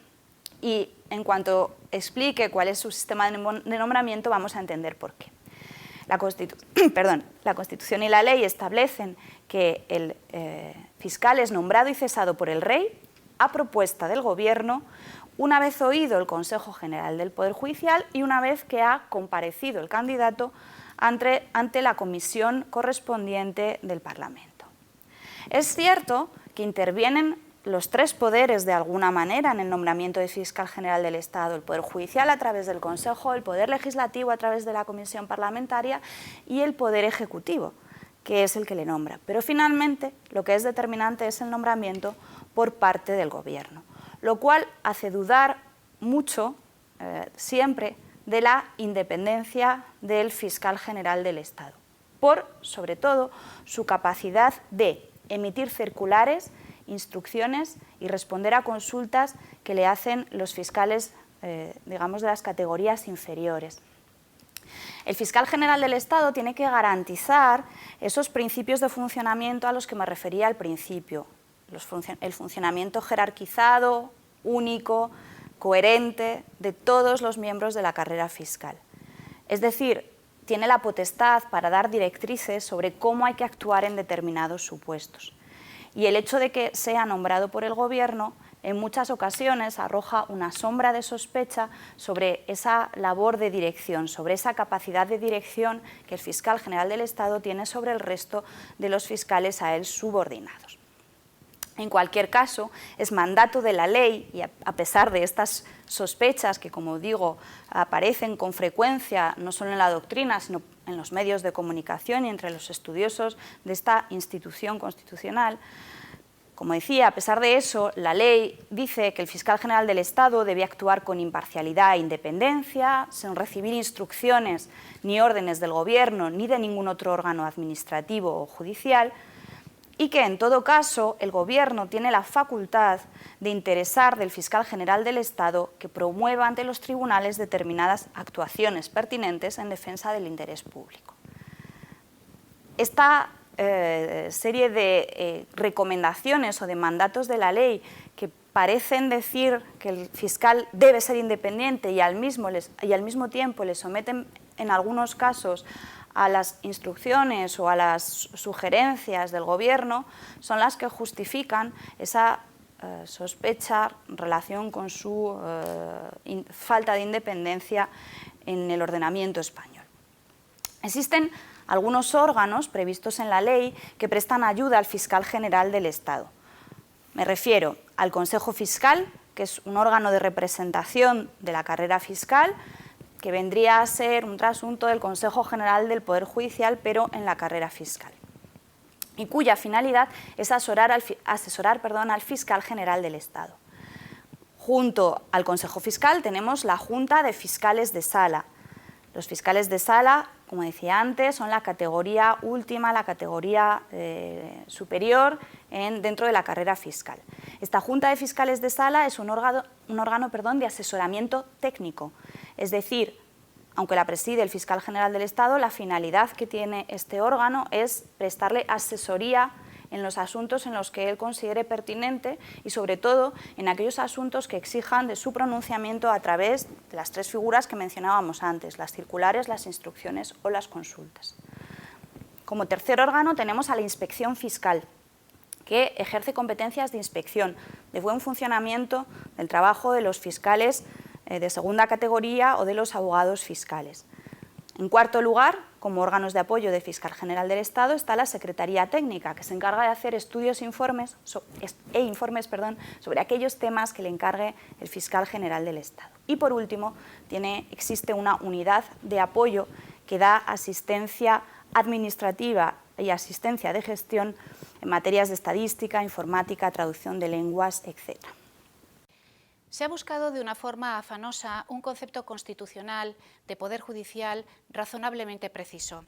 No en vano se han utilizado indistintamente los términos administración de justicia, potestad jurisdiccional o justicia secas.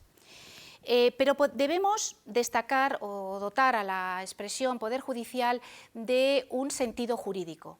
El Poder Judicial es el conjunto de órganos encargados de ejercer la jurisdicción, la función jurisdiccional, pero ni los órganos jurisdiccionales ejercen exclusivamente funciones jurisdiccionales, artículo 117.4, ni las funciones jurisdiccionales son ejercidas exclusivamente por los integrantes del Poder Judicial. Como veremos, existen otras jurisdicciones como el Tribunal Constitucional, el Tribunal de Cuentas o la jurisdicción militar.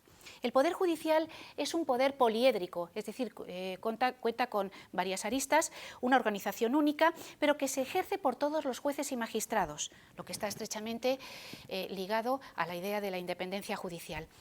Díez Picazo ya alude a la idea de un complejo orgánico, policéntrico y descentralizado. Yo creo que estas ideas son claves en lo que se refiere al Poder Judicial, título 6 de la Constitución.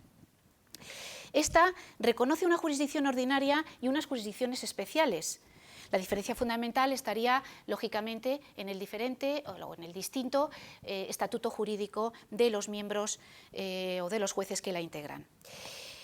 A su vez, Montero Aroca establece una distinción interesante, y por eso he querido traerlo aquí a colación, entre poder judicial político y poder judicial organización. El primero es más amplio que el segundo. El segundo tiene un sentido mucho más restrictivo o más restringido.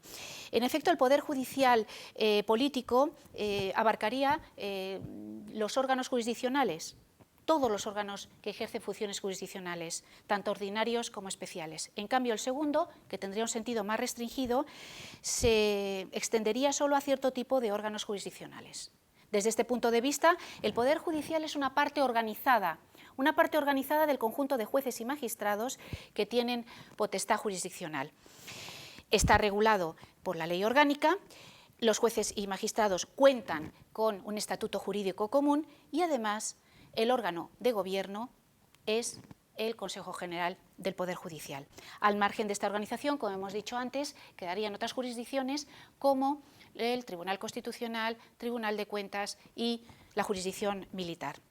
Pero cuando la Constitución habla en el título 6, ¿qué órganos jurisdiccionales abarca? Teniendo en cuenta que la Constitución reconoce ciertos tribunales especiales al margen de la jurisdicción ordinaria, como acabamos de mencionar. En este sentido, Ignacio de Oto establece una distinción también tremendamente atractiva, pero que ha sido muy polémica. Esta distinción consiste en hablar de jurisdicciones judiciales y no judiciales. Esta última sí que ha provocado mucho revuelo en la doctrina. Lo que sería el artículo 117.1 de la Constitución, de alguna manera, resuelve un poquito esta confusión, que no del todo, al atribuir a jueces y magistrados la jurisdicción. Y además jueces y magistrados integrantes del Poder Judicial. Son cada uno de los jueces y magistrados los titulares de esa jurisdicción, de esa potestad jurisdiccional. Pero la doctrina, como hemos dicho, está tremendamente dividida entre en lo que ha llamado Ignacio de Oto jurisdicciones no judiciales, porque quedarían al margen del Poder Judicial y, por lo tanto, fuera del título 6 de la Constitución. Díez Picazo realiza una interpretación bastante amplia de este título 6 cuando afirma que ahí estarían englobados todos los tribunales que administran justicia, es decir, no solo los jueces y magistrados ordinarios, sino también, como sabemos, los que ejercen la jurisdicción constitucional, contable y militar, ya enumerados hace un momento.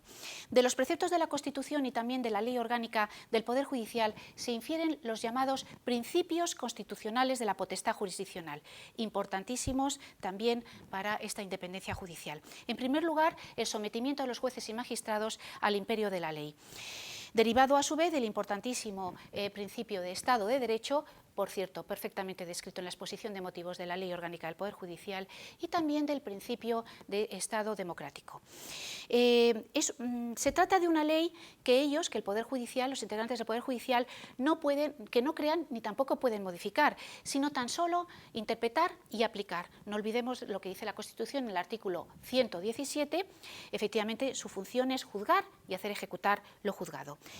En este sentido, quiero recordar una interesante sentencia del Tribunal Constitucional en la que anula una decisión del Tribunal Central de Trabajo relativa a un embargo de pensiones, porque efectivamente este Tribunal Central de Trabajo no se sujeta a la ley, no respeta este principio de sometimiento exclusivo a la ley. ¿Por qué? Porque no plantea la cuestión de inconstitucionalidad ante el Tribunal Constitucional, lo que tenía que haber hecho. Entonces, de alguna manera, con su decisión lo que está es supliendo a la decisión que hubiera adoptado el propio Tribunal Constitucional de haberse planteado la correspondiente cuestión. Bien, esto es un ejemplo de lo que puede suceder por no acatar este principio de sometimiento exclusivo a la ley por parte de los jueces y magistrados. El segundo principio constitucional, la reserva de jurisdicción. Poco podemos decir, más que se trata de una exigencia del principio de separación de poderes. El tercer principio, la exclusividad jurisdiccional, este sí que ha dado mucho que hablar, ha sido objeto de pronunciamientos también por parte del Tribunal Constitucional, pero que ahora solamente me voy a entretener en uno de ellos, que se refiere precisamente a una decisión tomada en torno a las sentencias canónicas, es decir, este principio de exclusividad jurisdiccional, el Tribunal Constitucional opina que está reñido con el automatismo en la concesión de efectos civiles a sentencias canónicas. Así se pronuncia precisamente en la sentencia 265/1988 y siguiendo un poco el acuerdo sobre asuntos jurídicos que se llevó a cabo con la Santa Sede. Bien, por lo demás, el siguiente principio constitucional que deseamos destacar, el último, pero que da mucho de sí, es el principio de la unidad jurisdiccional, porque este nos va a llevar al final a hablar inevitablemente de la jurisdicción militar. La unidad jurisdiccional, contemplada en el artículo 117.5 de la Constitución y, como no, en el 3.1 de la Ley Orgánica del Poder Judicial, es un principio junto con el de la reserva que no son absolutos. Esto quiere decir que tiene unas excepciones contempladas constitucionalmente, que ya se verán ahora enseguida.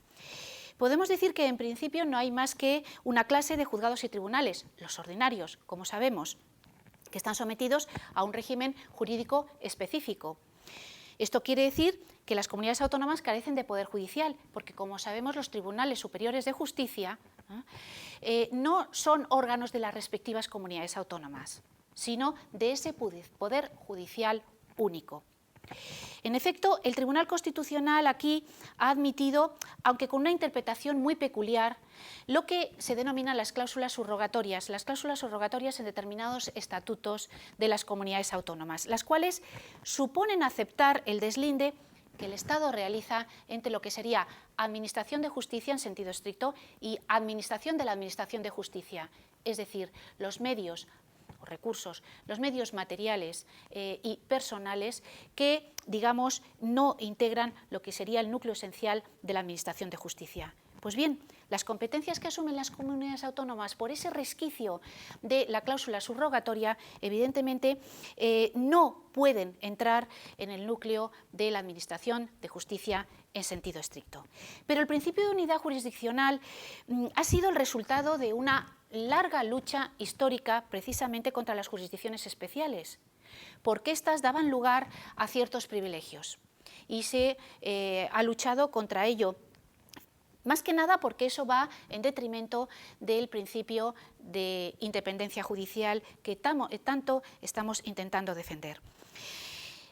Aquí también quiero citar una interesante sentencia del Tribunal Constitucional, precisamente que en ella se habla de la doctrina del Tribunal Europeo de Derechos Humanos, precisamente es el caso Barberá.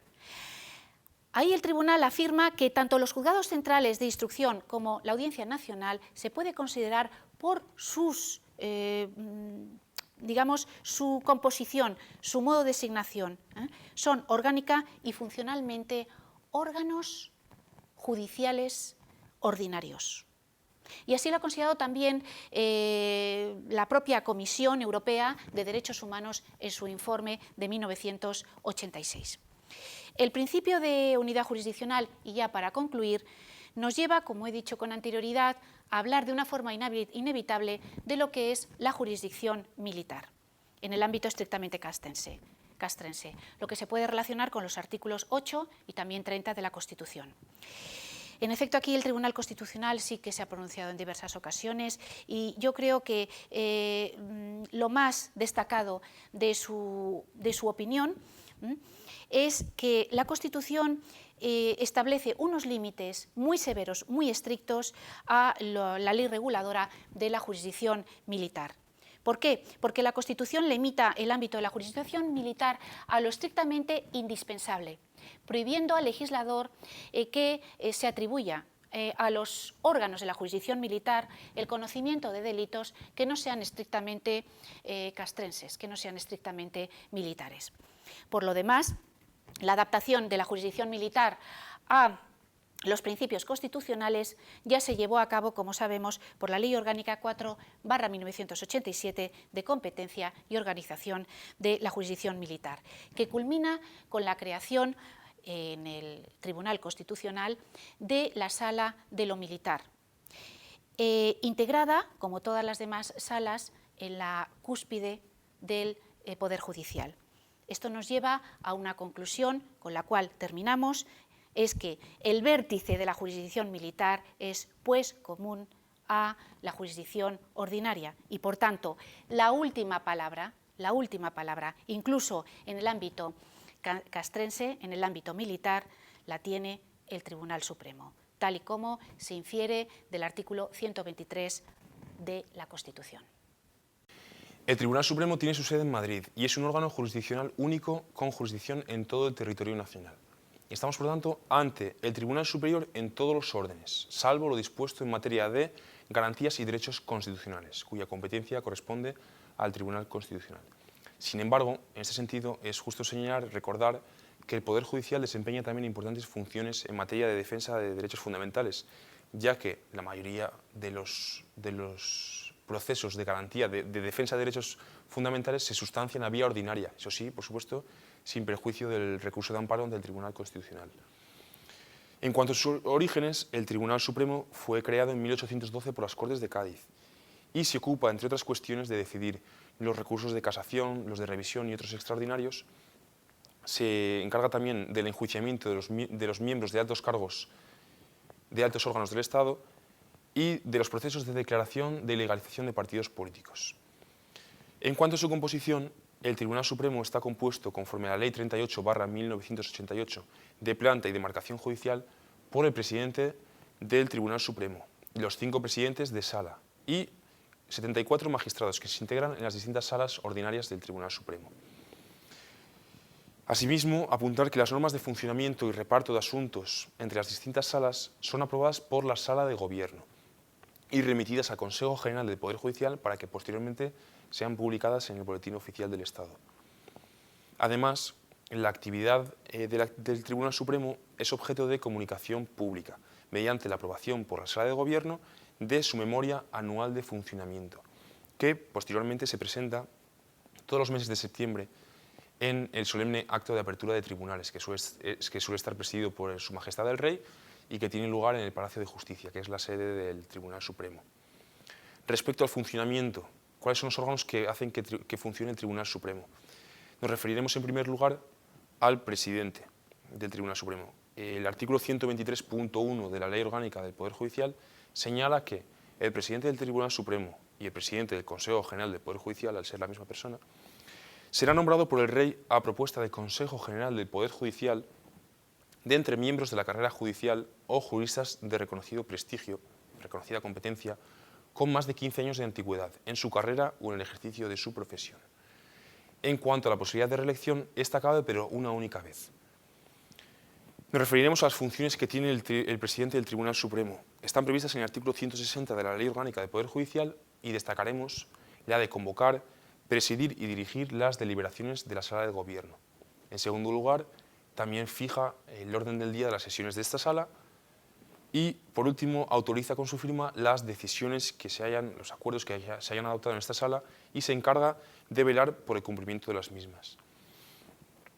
Respecto a la Sala de Gobierno del Tribunal Supremo, está compuesta por el presidente del Tribunal Supremo que la preside, los 5 presidentes de sala y otros 5 magistrados del Tribunal Supremo elegidos por el propio Alto Tribunal.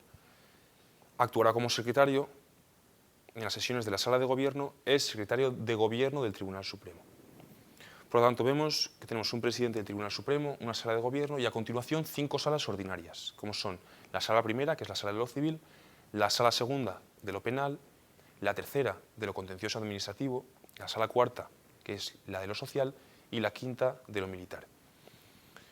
En cuanto a las materias sobre las que conocen estas salas ordinarias, pues entienden de los recursos que se presenten contra las resoluciones de los tribunales inferiores y, en primera o única instancia, de los procesos sobre responsabilidad del presidente del Gobierno y de sus ministros, de los senadores y los diputados de las Cortes Generales, del presidente y los magistrados del Tribunal Supremo, los vocales del Consejo General del Poder Judicial, también conoce sobre la responsabilidad del presidente del Tribunal Constitucional y de sus magistrados y, en definitiva, de otros integrantes de órganos constitucionales del Estado y de las comunidades autónomas. Adicionalmente, a estas salas ordinarias, el Tribunal Supremo cuenta con una serie de órganos excepcionales, órganos jurisdiccionales especiales. En primer lugar, nos encontramos con el Tribunal de Conflictos de Jurisdicción entre juzgados o tribunales y la Administración, es decir, conflictos de competencia entre el orden jurisdiccional y el orden administrativo. En segundo lugar, la Sala de Conflictos de Jurisdicción entre los juzgados o tribunales de cualquier orden jurisdiccional ordinario y un órgano de la jurisdicción militar. En tercer lugar, un tercer caso de órgano jurisdiccional especial del Tribunal Supremo es la Sala de Conflictos de Competencia entre juzgados o tribunales de distinto orden jurisdiccional, pero siempre dentro del Poder Judicial. Y por último nos encontramos con la Sala Especial del artículo 61 de la Ley Orgánica del Poder Judicial, que cumple una función, entre otras, una función que es muy importante, que está de bastante actualidad, como es la de conocer de los procesos de legalización de los partidos políticos, como así hemos visto en los últimos años. Tribunales de honor y tribunales de excepción son figuras jurídicas estrechamente vinculadas con el ordenamiento jurídico. No obstante, hay que tener en cuenta algunas diferencias entre ambas.